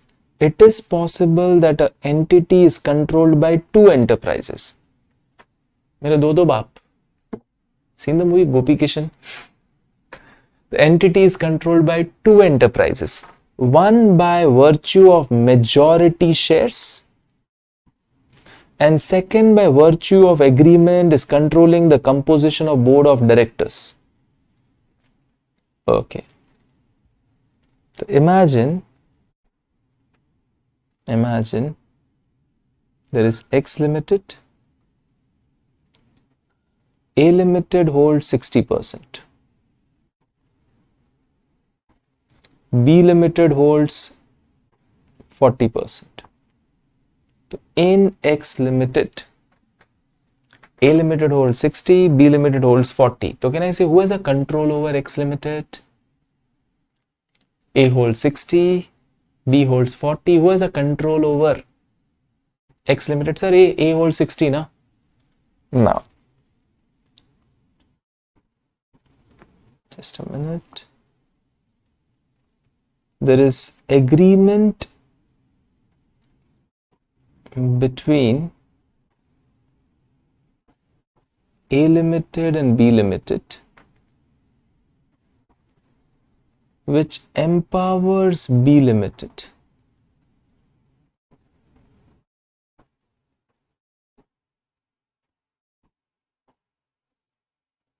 to appoint or remove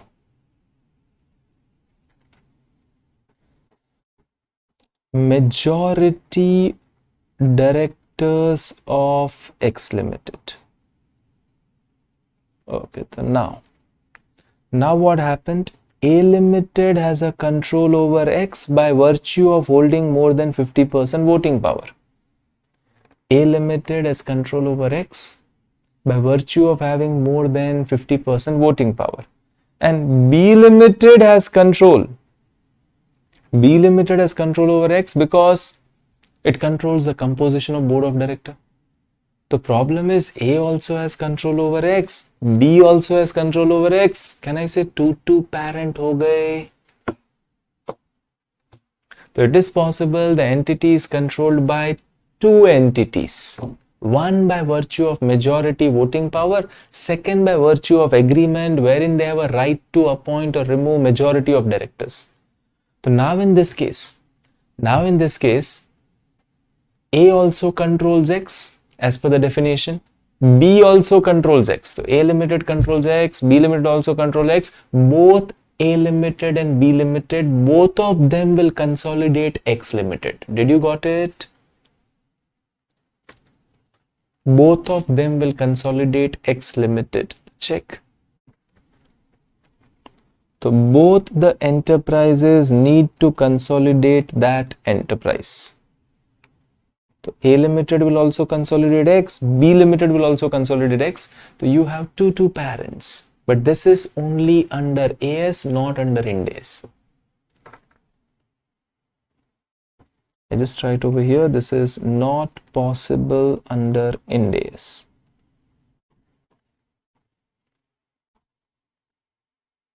Not possible under Ind AS. It's only under AS. This is possible, not under Ind AS. Okay, come to question number next. There's a question given. Okay, A Limited holds 60% in B, 25% in C, and B holds 30% in C. Okay, the A holds in C 25. Directly I hold 25 and via my subsidiary I hold 30. Can I say total I hold 55 in C? Whether C will be considered as subsidiary of A? Answer is yes.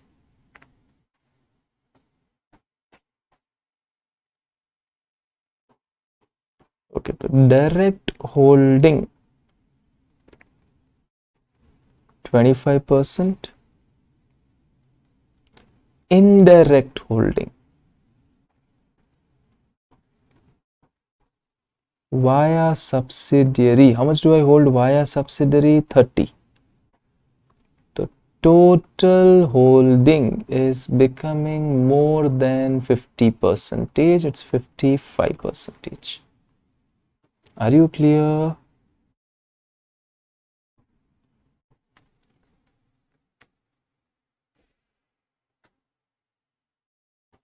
Directly or indirectly, we hold more than 50%. Okay, A Limited holds only 30%, but has a control over composition of board of director of B. I hold only 30, but I have a control over composition of board of director of B. Whether B is said to be my subsidiary?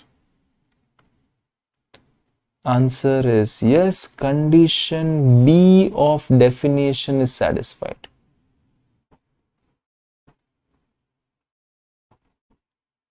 Condition B of definition is satisfied. So two conditions are there now. Either you hold majority voting power or you control the composition of board of directors.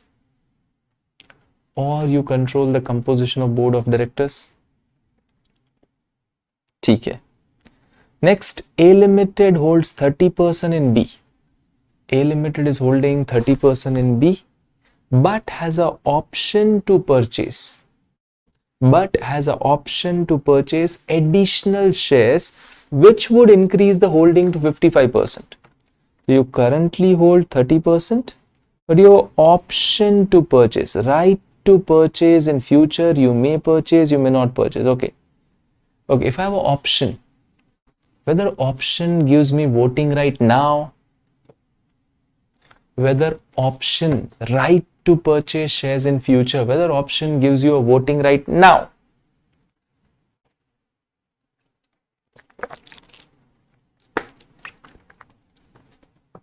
Whether that option gives me a voting right now? Nahi sir.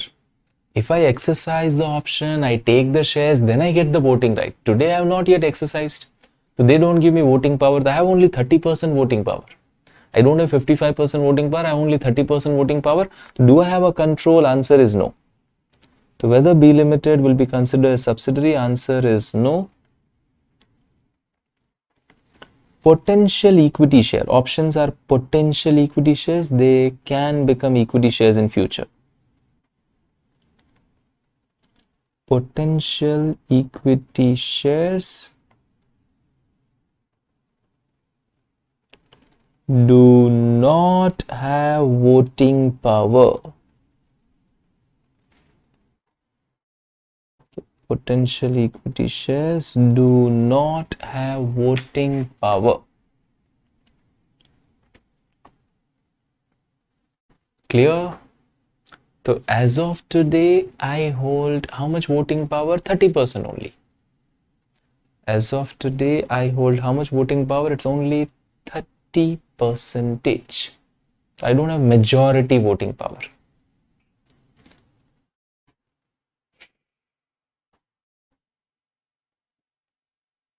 Okay, next question. A Limited controls B LLP. A Limited controls B LLP. Whether B LLP will be regarded as your subsidiary.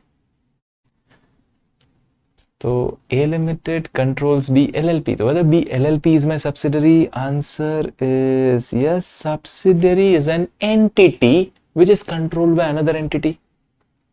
Subsidiary is an entity which is controlled by another entity. It need not be a company. Subsidiary is an entity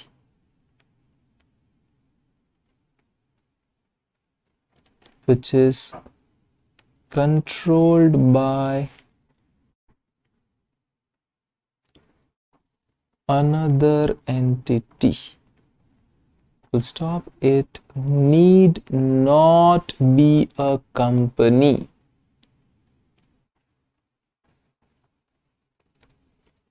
So can I have a subsidiary which is a LLP? Answer is yes. So A Limited controls B LLP. So whether B LLP is subsidiary? Yes, B LLP is subsidiary.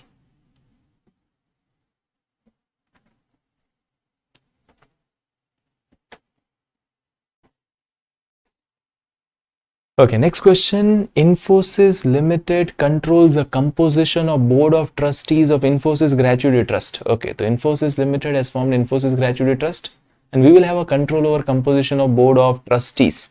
Whether Infosys Gratuity Trust will be subsidiary of Infosys? Answer over here will be no. See, why no? Why no? The word is you have a control over composition of board of directors so as to obtain economic benefit from activity. So as to obtain economic benefit from its activity. Infosys Gratuity Trust, I control the composition of BOD, but I will not get any benefit. Infosys Gratuity Trust is for the benefit of my employees. Infosys Gratuity Trust is working for the benefit of my employees. I am not going to get any economic benefit. So यहाँ पे word was so as to obtain economic benefit, that is missing. Okay, the answer is no. Why no? Infosys Limited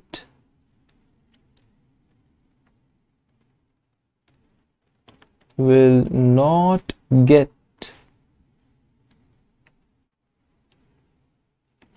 any economic benefit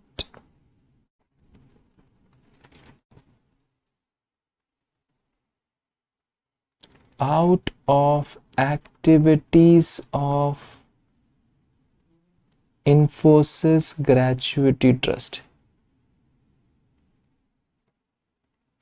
We are not going to get any benefit out of the activities of Infosys Gratuity Trust. Our employees will get. Our employees will be getting. Last question before break. Thank you so much for your patient hearing. Can a subsidiary hold shares in parent? See, parent holds shares in subsidiary, we know. The parent is holding shares in subsidiary. Can a subsidiary hold shares in parent? The Companies Act does not allow. The Section 19 of Companies Act prohibits a subsidiary from holding the shares in holding company. The Section 19 says subsidiary cannot hold shares in parent. Subsidiary cannot hold shares in parent. Exception. What are the exception? If the subsidiary was already holding shares of parent before it became a subsidiary. So before I become your subsidiary, I was already holding your shares. Before I became your subsidiary, I was already holding shares. So I can continue to hold that, but I will not have voting power. However, subsidiary may continue to be a member of holding company. When you can continue to be a member of holding company? If you were a shareholder even before it became subsidiary. I was already holding the shares of parent before I became their subsidiary.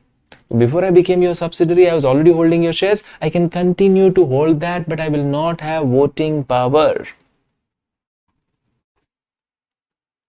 Okay? Number two, I am holding the shares. The subsidiary is holding shares as a legal representative of a deceased member of holding company. So you're holding such shares as a legal representative of some deceased member of the parent. The parent ka koi member got expired, and as a legal representative I'm holding. I'm not holding for myself, I'm holding on behalf of someone. And same way, you're holding as a trustee, you're not holding for yourself, you're holding on behalf of someone. If you're already holding shares before you became a subsidiary, before I became subsidiary, I was already holding shares, I can continue to hold that, but I will not have voting power.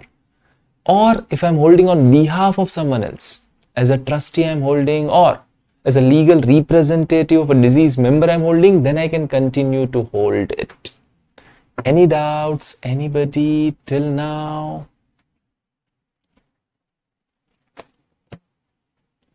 Any doubts? Anybody till now?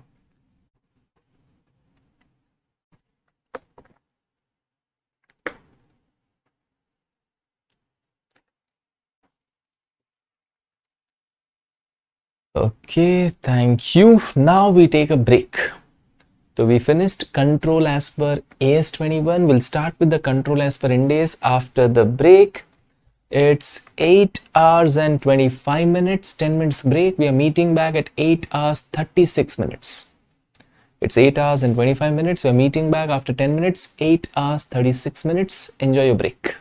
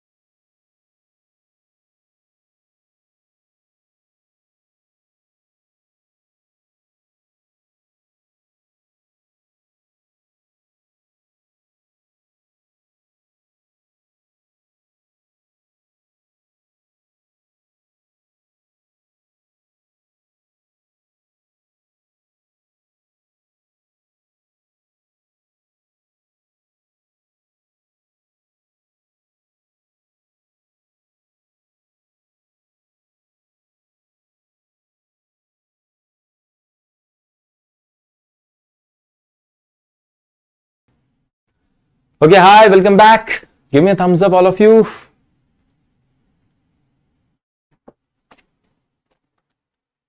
Give me a thumbs up if you're back.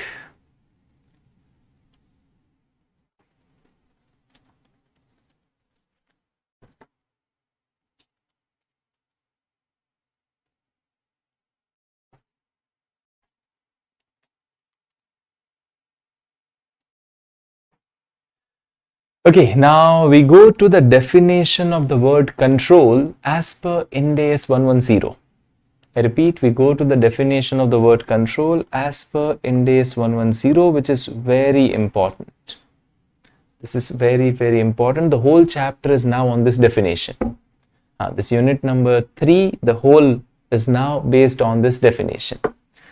Okay, so as per Ind AS, are they telling you to hold more than 50% voting power? See, AS told you to have a control, you should hold more than 50% voting power, or you control the composition of board of directors. Here, they're not telling like that. They're not telling like that. Ind AS is based on substance.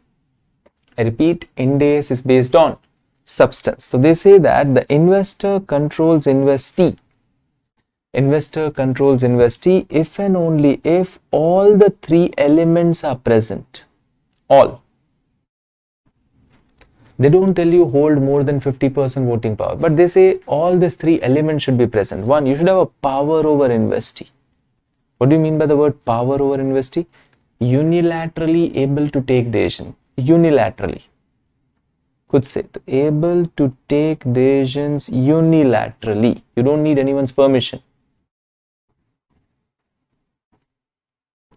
Able to take decisions unilaterally on your own. You should have 1, power over investee. Second, exposure or right to variable return. So 1, you should have power. Second, you should have exposure or a right to variable return. And third, you can use your power to influence the return. Ability to use the power over investee to affect the amount of returns.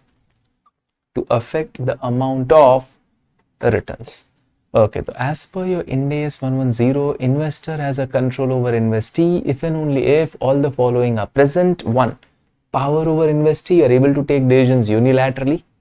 Second, you have a right or exposure to variable return with your involvement with investee. And third, you can use your power to influence the returns. All these 3 things has to be present. They are not mentioning hold 50% voting power. So check over here. Definition of control under Ind AS is principle based. You have to interpret based on facts and circumstances. There may be situation where investor is not the only one who controls investee, and it may need to act in cooperation with other entity. Wahan pe there may be a joint control, or there may be a situation where no individual investor controls anyone.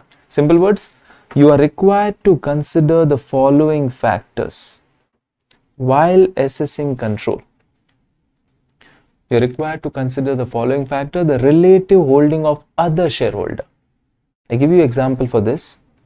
Relative holding of other shareholder. For example, there is A Limited. Okay, Mr. A holds 45%. Others, they hold 55%. There are thousands of small shareholder, thousands of small shareholders. Now tell me whether these thousands of small shareholders will come and attend meeting. Whether these thousands of small shareholders will come and attend meeting? No. So in a meeting, whenever a meeting is called, the shareholder holding totally around 65-70% are present. In a meeting, whenever a meeting is called, shareholder holding around 65-70% is present, in which Mr. A holds 45. Out of 65-70% shareholders total present, you hold 45 in them. Can I say you're able to take decisions whichever you want? So even with 45%, you will have a power over investee. You will be able to have a control because the others are small shareholders not coming in meeting, not voting. So can I say relative size of other shareholder? Now another example, A Limited. Okay, Mr. A holds 45%. Then there is Mr. B holding 30%, and then there is Mr. C holding 25%.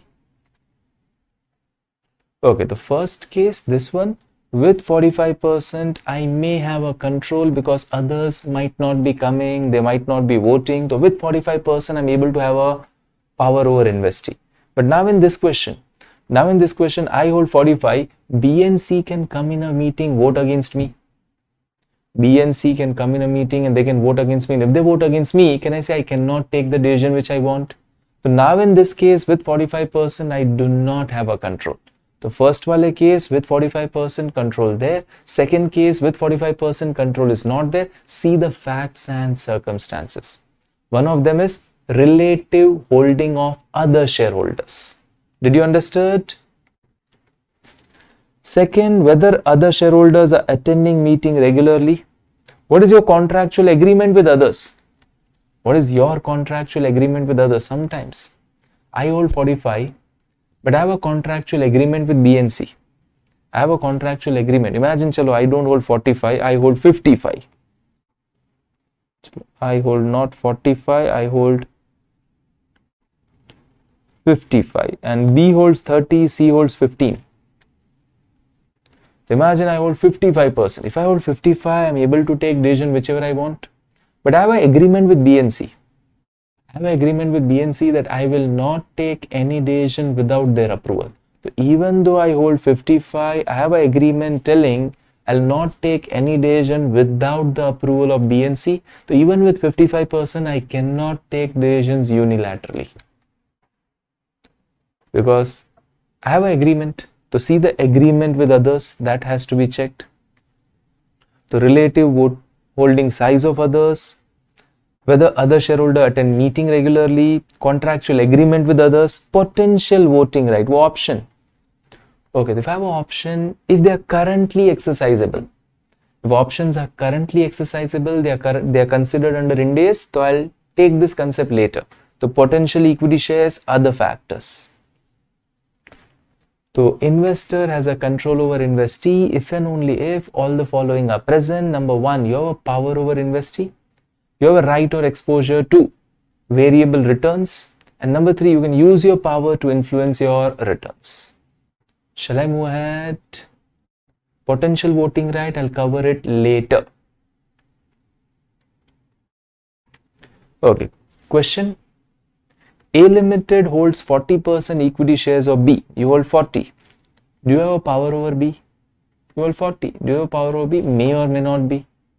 If others are thousands of small shareholders who do not come and attend meeting, they are not coming and attending meeting, then with 40% I may have a power.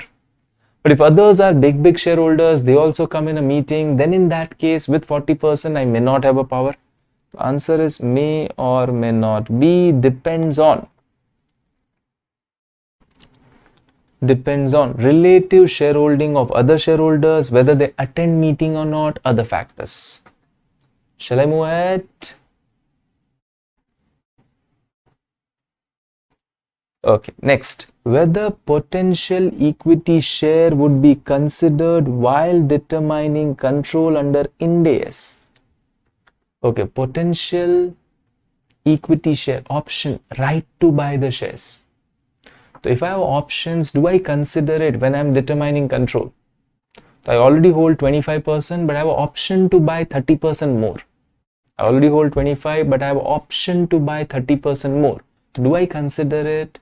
One, it has to be currently exercisable and it should be substantive.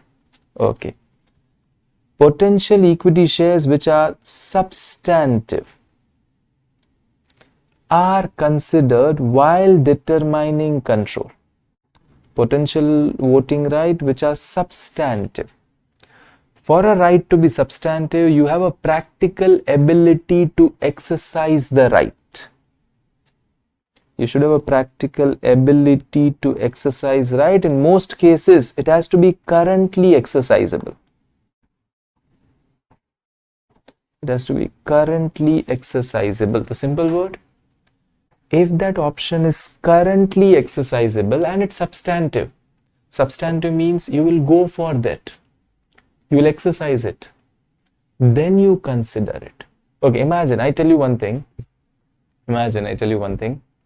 You have a right to buy extra 30%, but you have to pay 5 times the market price. You have a right to buy extra 30%. You can buy it right now. Extra 30%, but you have to pay 5 times the market price. Would you go for it?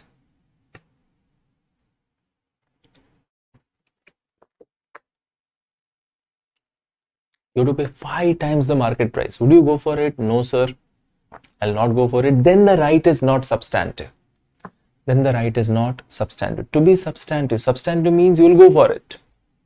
If at all you are going to go for it, then it is called substantive. If the exercise price is very high, compared to market price, they are not regarded as substantive. So if they are substantive, then only considered. And for being substantive, one, you should go for it, and they should be kind of currently exercisable. Okay, if I cannot exercise for next 1 year, then in that case, again, they are not substantive. So in most cases, to be substantive, it needs to be currently exercisable.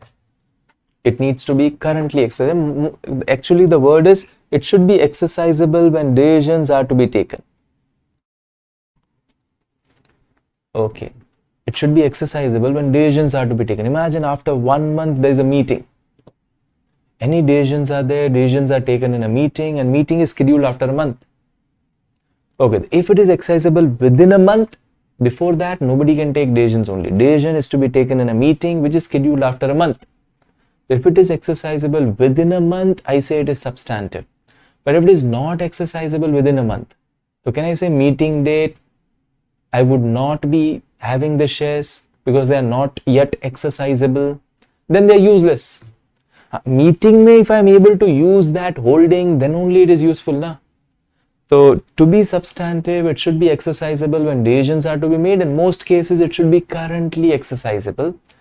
Plus, the terms are such that you will go for it. It's not like you will not go for it. If you are not going to go for it, it is not substantive.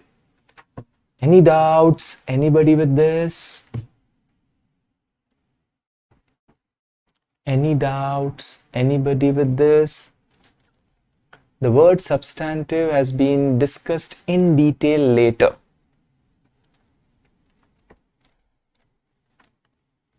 Let us start over here. Word substantive is discussed in detail later.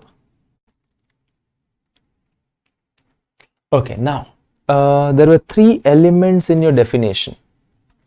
You should have a power over investee, exposure or right to variable returns, and you can use your power to influence the returns. Yes, no? Power over investee, exposure or right to variable return, and you can use your power to influence the return. Coming to the first one, power. When do I say I have a power over investee? When do I say I have a power? You have an existing right. When do I say I have a power? You have some existing right that gives you the current ability to direct the relevant activities of investee. So when do I say I have a power? You have an existing right that gives you the current ability to direct the relevant activities of investee. Relevant activities of investee are those which significantly affects the investee's return. It significantly affects investee's return. Normally, power comes when you hold more than 50%. Normally, power is through voting right, more than 50%. Sometimes with less than 50% also, you may have a power. Did you got it? When do I say I have a power? I have some existing right that give me the current ability to direct what? The relevant activities of investee. Relevant activities are those which significantly affect the returns of investee. Fine. Now, relevant activities of investee. The relevant activities of investee are those that significantly affect investee's return. Relevant activities of investee are those which significantly affect investee's return. Example, purchase, sale of goods, managing the financial asset, acquiring, selling your PP, doing research, determining funding structure. They're all kind of the relevant activity which significantly affects the investee's return. I should have some existing right that gives me the current ability to direct the relevant activities of investee. I'm able to direct the relevant activities. I'm able to take this all decisions. Are you clear?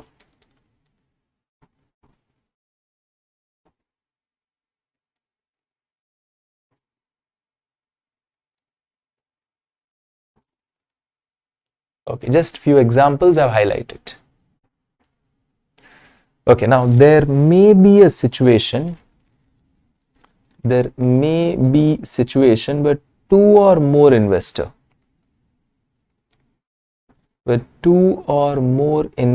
have a right to unilaterally direct different relevant activities of investee. Okay, so one relevant activity you direct, another relevant activity someone else direct. So what to do? Who has a power? So I need to understand which of those relevant activity significantly affects the return of investor. Which of those relevant activity? So one relevant activity I am handling, another relevant activity someone else is handling. So which of the two relevant activity is influencing the investee's return more? Okay, so imagine purchase sale of goods is in my hand, but purchase sale of fixed asset is someone else's hand. So I take decision on purchase sale of goods, but someone else is taking decision on purchase sale of fixed asset. So can I say different relevant activity is unilaterally governed by different person? So now who has a control? So I need to understand whether purchase sale of goods affects significantly the returns of investee or purchase of PP affects the returns of investee. If I say purchase of goods affect, then I am said to have a control. If purchase of PP affects, then he is said to have control. Are you getting it? A different relevant activity unilaterally directed by different person. So who is said to have a power? One which significantly affects the investee's return. Okay, check question number 4. A Limited, B Limited formed AB Limited for construction and selling of a scheme of residential unit. Construction done by A. B Limited will do marketing activities. Okay, so all decisions of construction A takes it, all decisions of marketing B takes it. Okay, so construction you are doing it, marketing, selling, other guy is doing it. The one activity you handle, other activity he handles. Who has a control or who has a power over investee? One activity you handle, other activity he handles. Who has a power? So one which significantly affects investee's return. So based on above, who has a power? So you need to determine which activity affects the returns of investor. So if, see the word, if is the word used. If investor conclude that construction would be most significantly affecting the returns, then A is said to have a power. Okay, again, if you feel construction activity will significantly affect the returns of investee, so construction is handled by A Limited has a power. If you conclude marketing activities would significantly affect the return, then marketing activities are done by B. B is said to have power. And if both activities are important, both are doing it, then there's a joint control. Clear? So if construction is more relevant, A takes decisions of construction, so then A is said to have a power. If marketing is more relevant, then B takes marketing decision, then B is said to have power. If both are relevant, then they are said to have a joint control. Any doubts? Question number 4. Any doubts? Question number 4.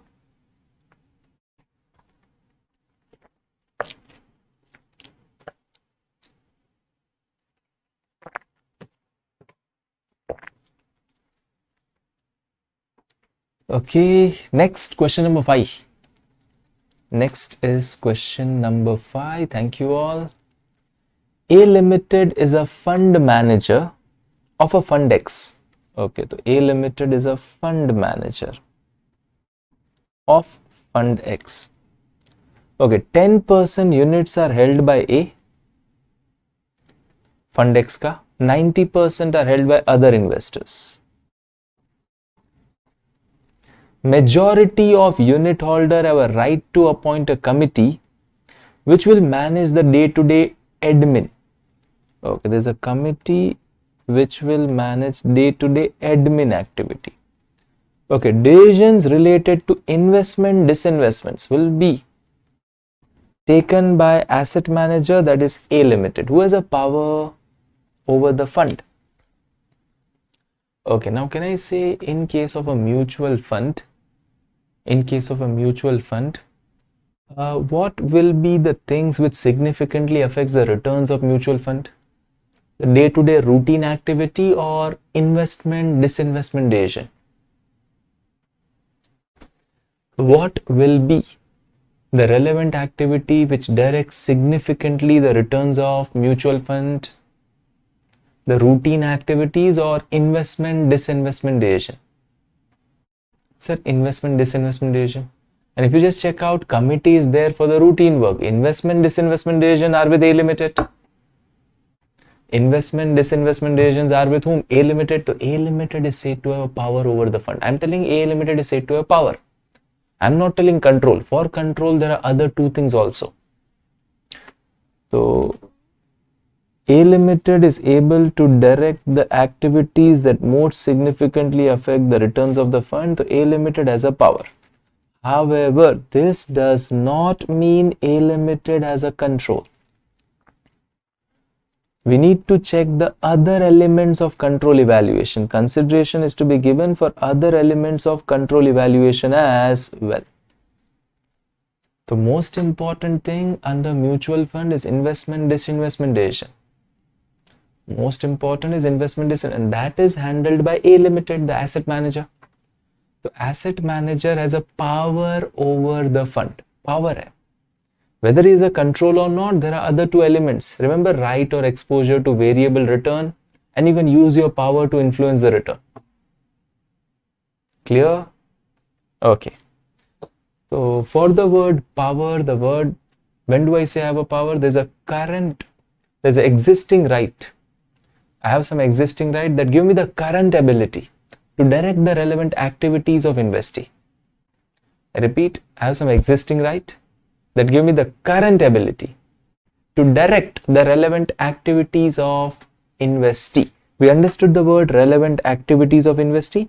Now I go to the word current ability. When do I say I have a current ability to direct the relevant activities? कब मैं बोलूंगा? When do I say I have a current ability? Current ability means I'm able to take decisions when they are to be taken. So current ability is that the investor were able to make decisions whenever the decisions are to be taken. Investor is able to take decision whenever decisions are to be taken. जब decision लेना है, तब I am able to take the decision. Did you understand? At the time when decisions are to be taken, I'm able to take it. Then I say I have a current ability to direct the relevant activity. See, suppose if something is to be decided in a meeting, meeting cannot be held immediately today. Remember 21 days clear notice. If something is to be decided in a meeting takes 21 days clear notice. Okay, 21 days clear notice. Whenever that meeting is called after 21 days, if I am able to take decision whichever I want, I have a current ability to direct relevant things. So, because decisions are to be taken in a meeting, while the meeting comes, in a meeting, if I'm able to do it, I have a current ability. Okay, so check. When two or more investors have a current ability to direct the relevant activities that occur at different time, you need to determine which investor is able to direct the activities which significantly affect the returns. Actually, not much relevant. See the question number 6. See question number 6. Okay, an investment vehicle, investee, is created, financed with debt instrument held by investor. Okay, imagine A Limited is created. A Limited has issued debenture and got the money. A Limited created, A Limited issued debenture, they got the money.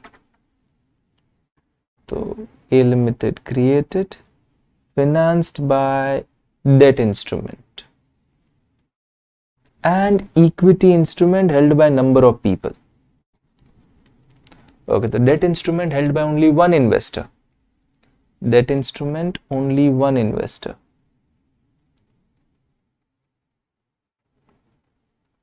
And equity held by many.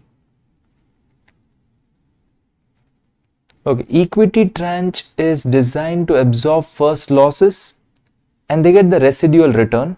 One of the equity holder also holds 30% in equity and is also an asset manager. The investee, okay, simple words, A Limited formed, they issued some debentures, they issued equity shares. A Limited is formed, they issued some debentures, they issued some equity shares. A Limited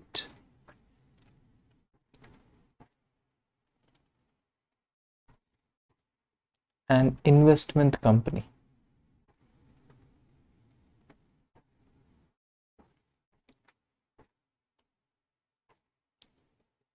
Let me just write A Limited is formed.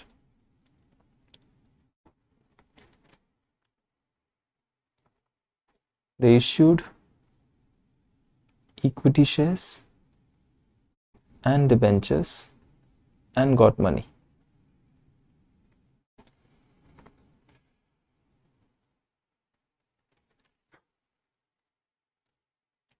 All debentures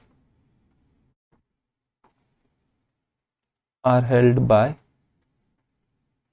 only one investor.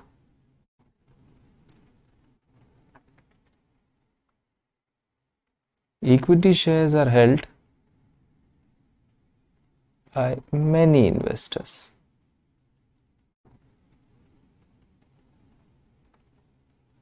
One of them holds 30% and he is also asset manager of the company. And he is also an asset manager of company. Clear? Okay, I'm just writing question itself in a simplified way. A Limited form, they issued equity shares, debentures and got money. Debentures are held by only one investor. Equity shares are held by many investors. One of them holds 30% and he is also asset manager of the company. Okay. Now with this money you bought some shares, etc. Okay. The return of investee are significantly affected by how investee's portfolio is managed, which includes decision about selection, acquisition, disposal of assets. And all these activities are done by asset manager until default reaches to a specified level of portfolio. Okay, everything. Currently, all decisions are handled by asset manager, but asset manager decided to invest in some debentures. Asset manager decided to invest in some debentures, and there we had a default. That company where we invested defaulted. Okay, from that time, a third party trustee will be coming up who will work on the instruction of debt investor, who has a power over investment vehicle, who has a power over A Limited currently. Okay, the A Limited has one debt investor, many equity shareholder. One of the equity shareholder holds 30%, is also the asset manager. Okay, in A Limited is an investment company. A Limited is an investment company. So can I say they will do investment in other companies? The important decisions are about where to make investment, how to make investment, what value to make investment, currently taken by asset manager. Currently taken by asset manager. The asset manager did investments, and because of that some defaults happen, losses happen. Then that power will go to third party trustees appointed by the debt investor.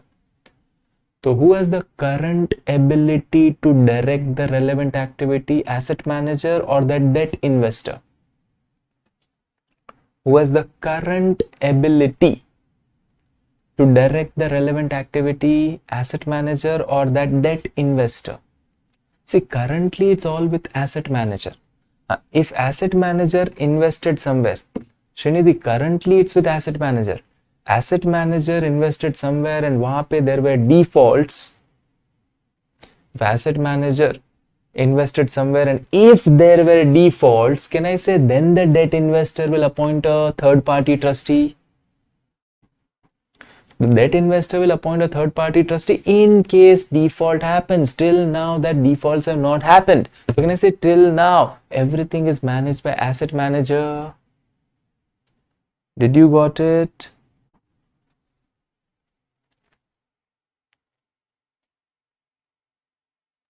So managing investees' asset portfolio is the relevant activity. Asset manager does it until the default reaches to a certain level. The asset manager and debt investor each need to determine whether they are able to direct the activities most significantly affect the return. So both will analyze. If defaults have not happened and asset manager is only managing, then asset manager will be said to have power. But if defaults have happened and now the debt investor has appointed a trustee, and can I say trustee is now handling it, then that debt investor is said to have a power over investee. Are you getting it? So the asset manager has ability to direct the relevant activity until defaulted asset reach a specified portion. The debt investor has a ability when the value of defaulted asset surpasses the specified value. We need to understand whether it has surpassed or not. So till now, if it has not surpassed, the asset manager will have a power. If it has already surpassed, the debt investor will have a power. Are you clear?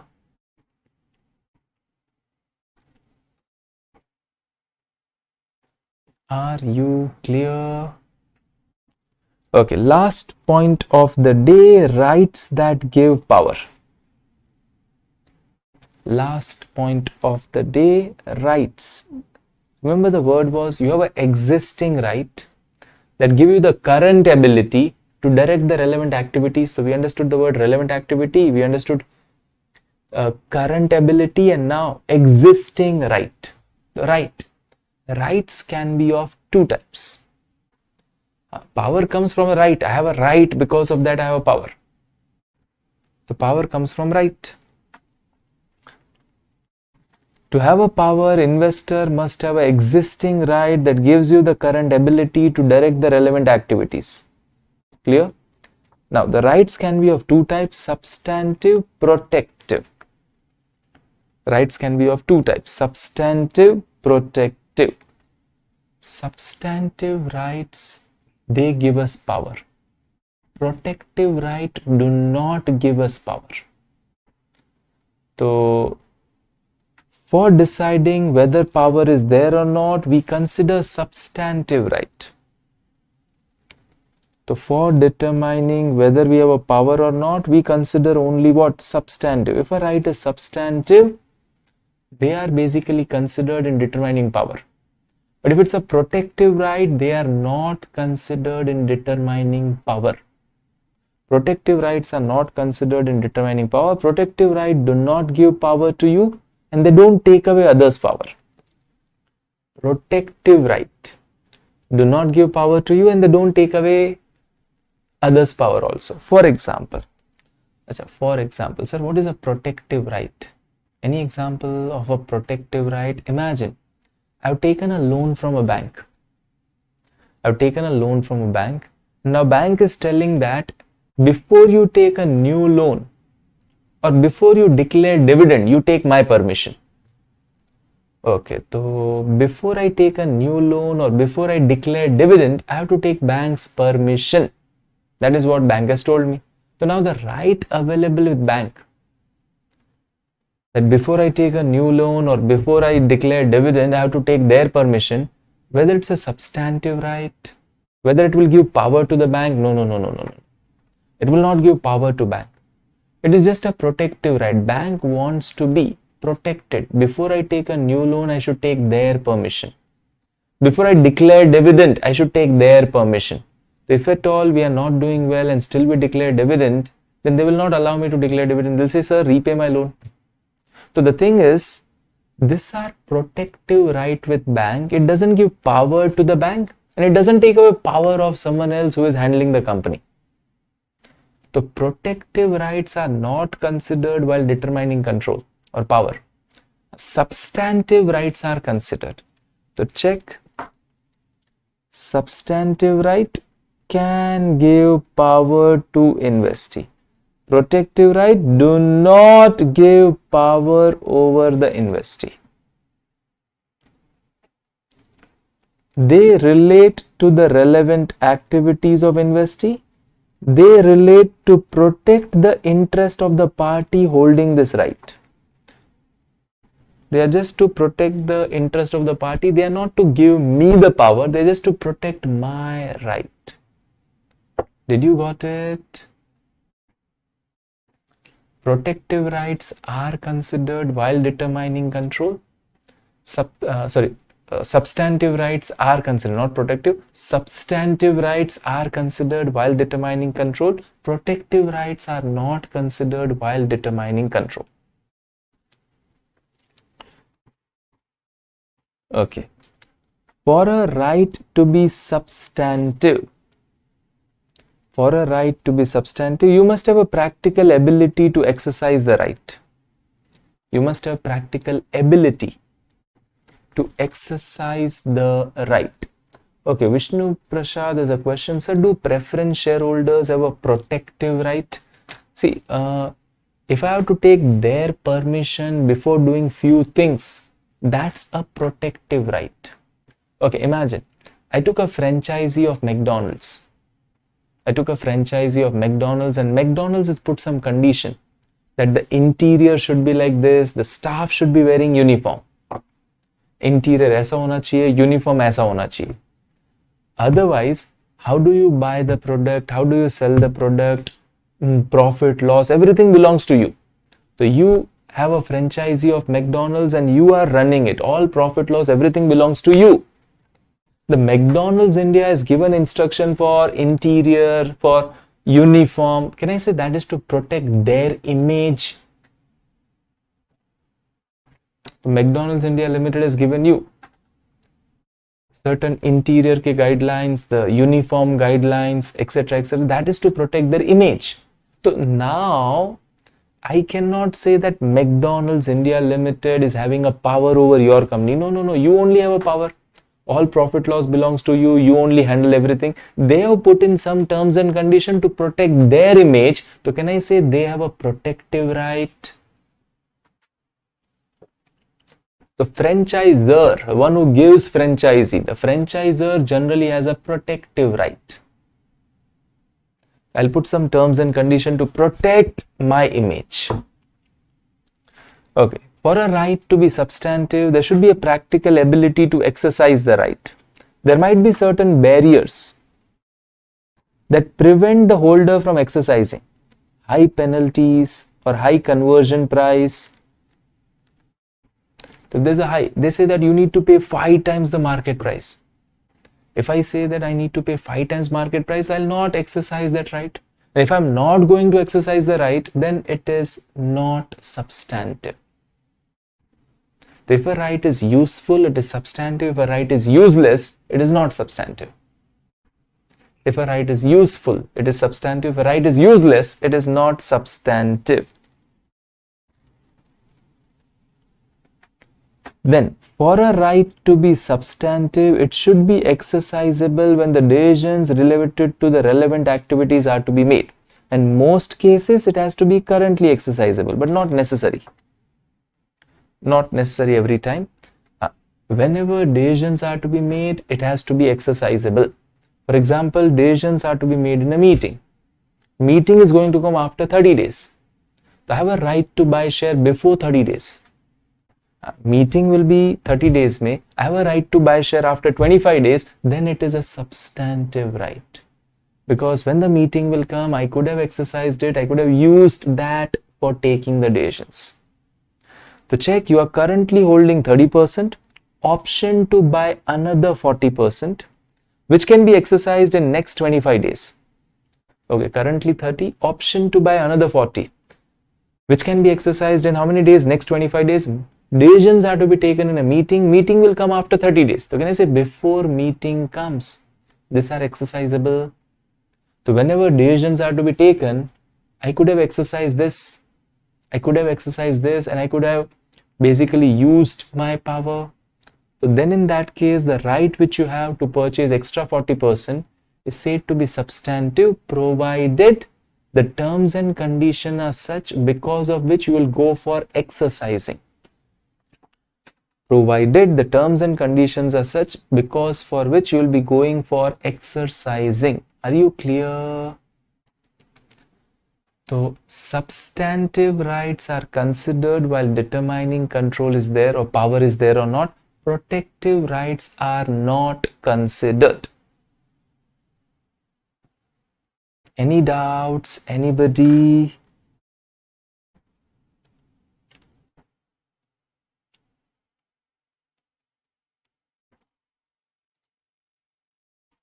Okay, let's do 2-3 questions. You'll be more clear. Let's do 2-3 questions. 7, 8, 9. Last 3 questions for the day. Okay, following is the voting pattern. A holds 10%, 90% held by other 9. They are holding 10%. All entered into an agreement where they were granted decision-making power related to B. There's an agreement. The decision-making power for relevant activity is given to A Limited for a period of 5 years. Okay, decision-making power is given to A Limited. So can I say A Limited has a power over B Limited? The decision-making has been given to A Limited. A Limited has a power. Okay, after 2 years, there's some dispute and the investor का dispute with A Limited, they want to take back the decision making right of A. Okay, resolution with majority is required, can be done by resolution with majority. However, upon termination, there's a huge penalty to be paid to A for terminating the agreement. Okay, so can I say currently the decision making ability is given to A Limited. The other investor have a right to cancel the agreement. Other investors, they hold 90%. Other investors, they hold 90%. They have a right to cancel the agreement of A. They have a right to cancel the agreement which gave power to A. That can be cancelled. And that doesn't need 90 also, that need majority only. But if I'll terminate, I'll have to pay a huge penalty to A. So would I terminate? After 2 years, there's a dispute and they want to take back the decision-making power of A. They can do it. They have a right to do it. But if they exercise that right, they have to pay a huge penalty to A. Would they do it? They have to pay a huge penalty to A. The word written is huge. If there's a huge penalty and because of that they are not going to go for it, so can I say right is not substantive? If huge penalty is there because of which they are not going to go, then the right is not substantive. So whether the right is substantive, check the solution. Huge penalty is a barrier that prevents such investor from exercising their right. The right is not substantive. Did you got it?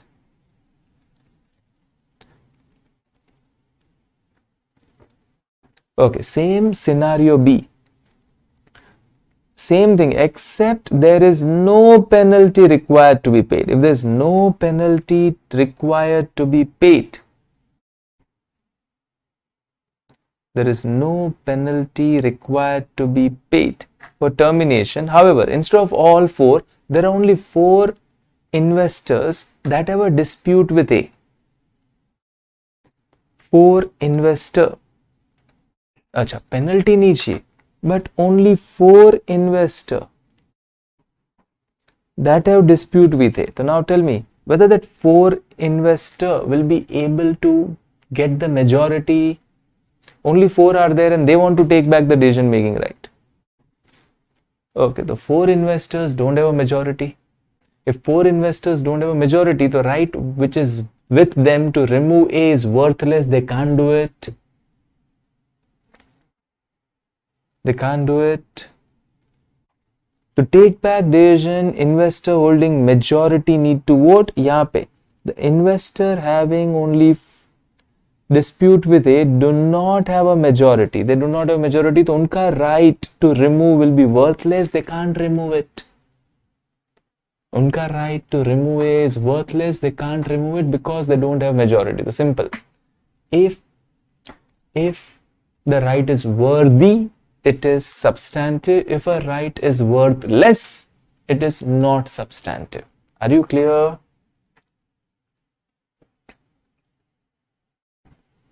Okay, question number 8. If a right is worthy, it is substantive. If a right is worthless, it is not substantive. Okay, question number 8. Investor holds 30%.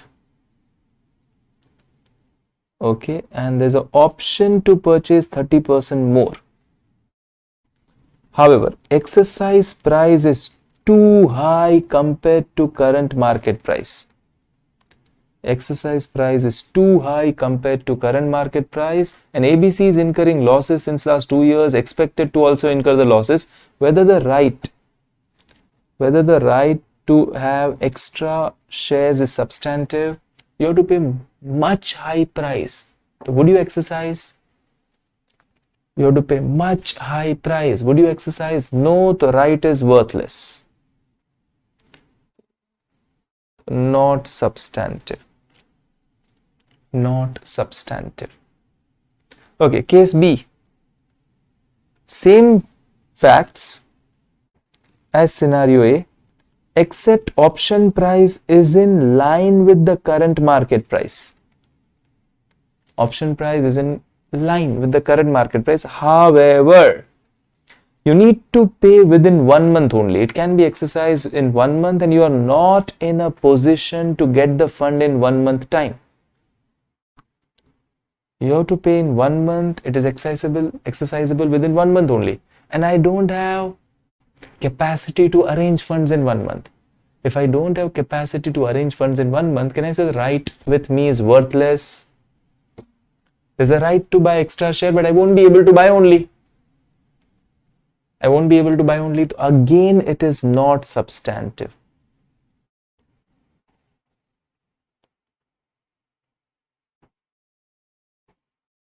Why? Since the time period for the borrower to arrange amount is too narrow. यहाँ पे why? Since the option price is too high. So we are not going to exercise. Simple. If a right is worthy, it is substantive. If a right is worth less, it is not substantive. Okay, C point. C point. They are telling it is same fact as scenario A. ABC is making profits. Current market price is not known. Current market price is not known and investor is not sure whether to exercise or not. So whether the right is substantive. See, to be substantive or not, I need to know what is the current market price, what rate I am getting.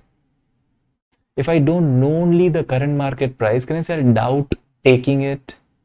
If I doubt taking it, mostly I will not take it. It is not substantive.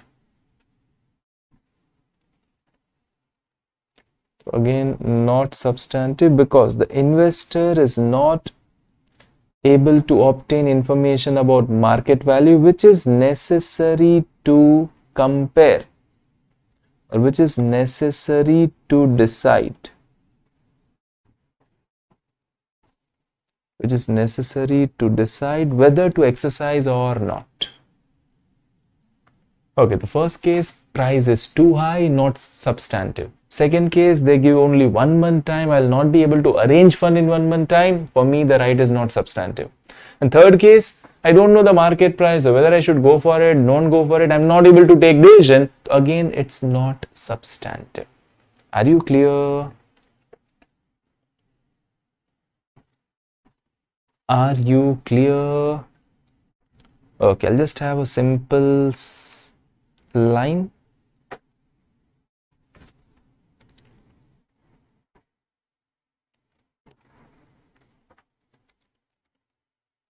I put a star near the word substantive right and I write down if right is worthy or useful, it is substantive right.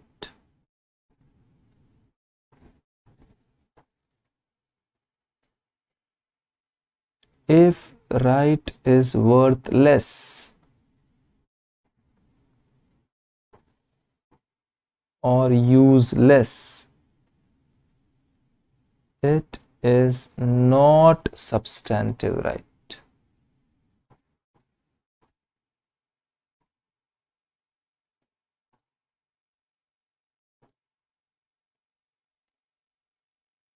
If the right is worthy or useful, it's a substantive right. If it's worthless or useless, it is not substantive right. Chalo, last question of the day. Come to last question of the day, question number 9. Tomorrow this unit will get over. Okay, a venture capital fund is managed by asset manager who has a right to make. The asset manager has a right to make investment, disinvestment decision and is also holding some stake. The other investors have a right to remove the asset manager. So decisions are taken by asset manager. The other investor have a right to remove. However, there is absence of other manager who are willing to manage or provide the services. There is absence of other manager who are willing or able to provide the specialized services. Whether the removal right is substantive, okay, others have a right to remove me. But can I say market में दूसरे available ही नहीं है? They have a right. They have a right to remove me. But can I say in market there are no others available? If there are no others available, would they remove me? There is absence of other managers who are willing or able to provide specialized services. So, okay, they have a right to remove me, but Market mein nobody else is available. So can I say they will not remove me? The right which is there with them is useless. It is not substantive. Not substantive. There's no substitute available currently who can manage it, and as they are not going to remove me, the right available with them is useless. Any doubts? Anybody till question number 9?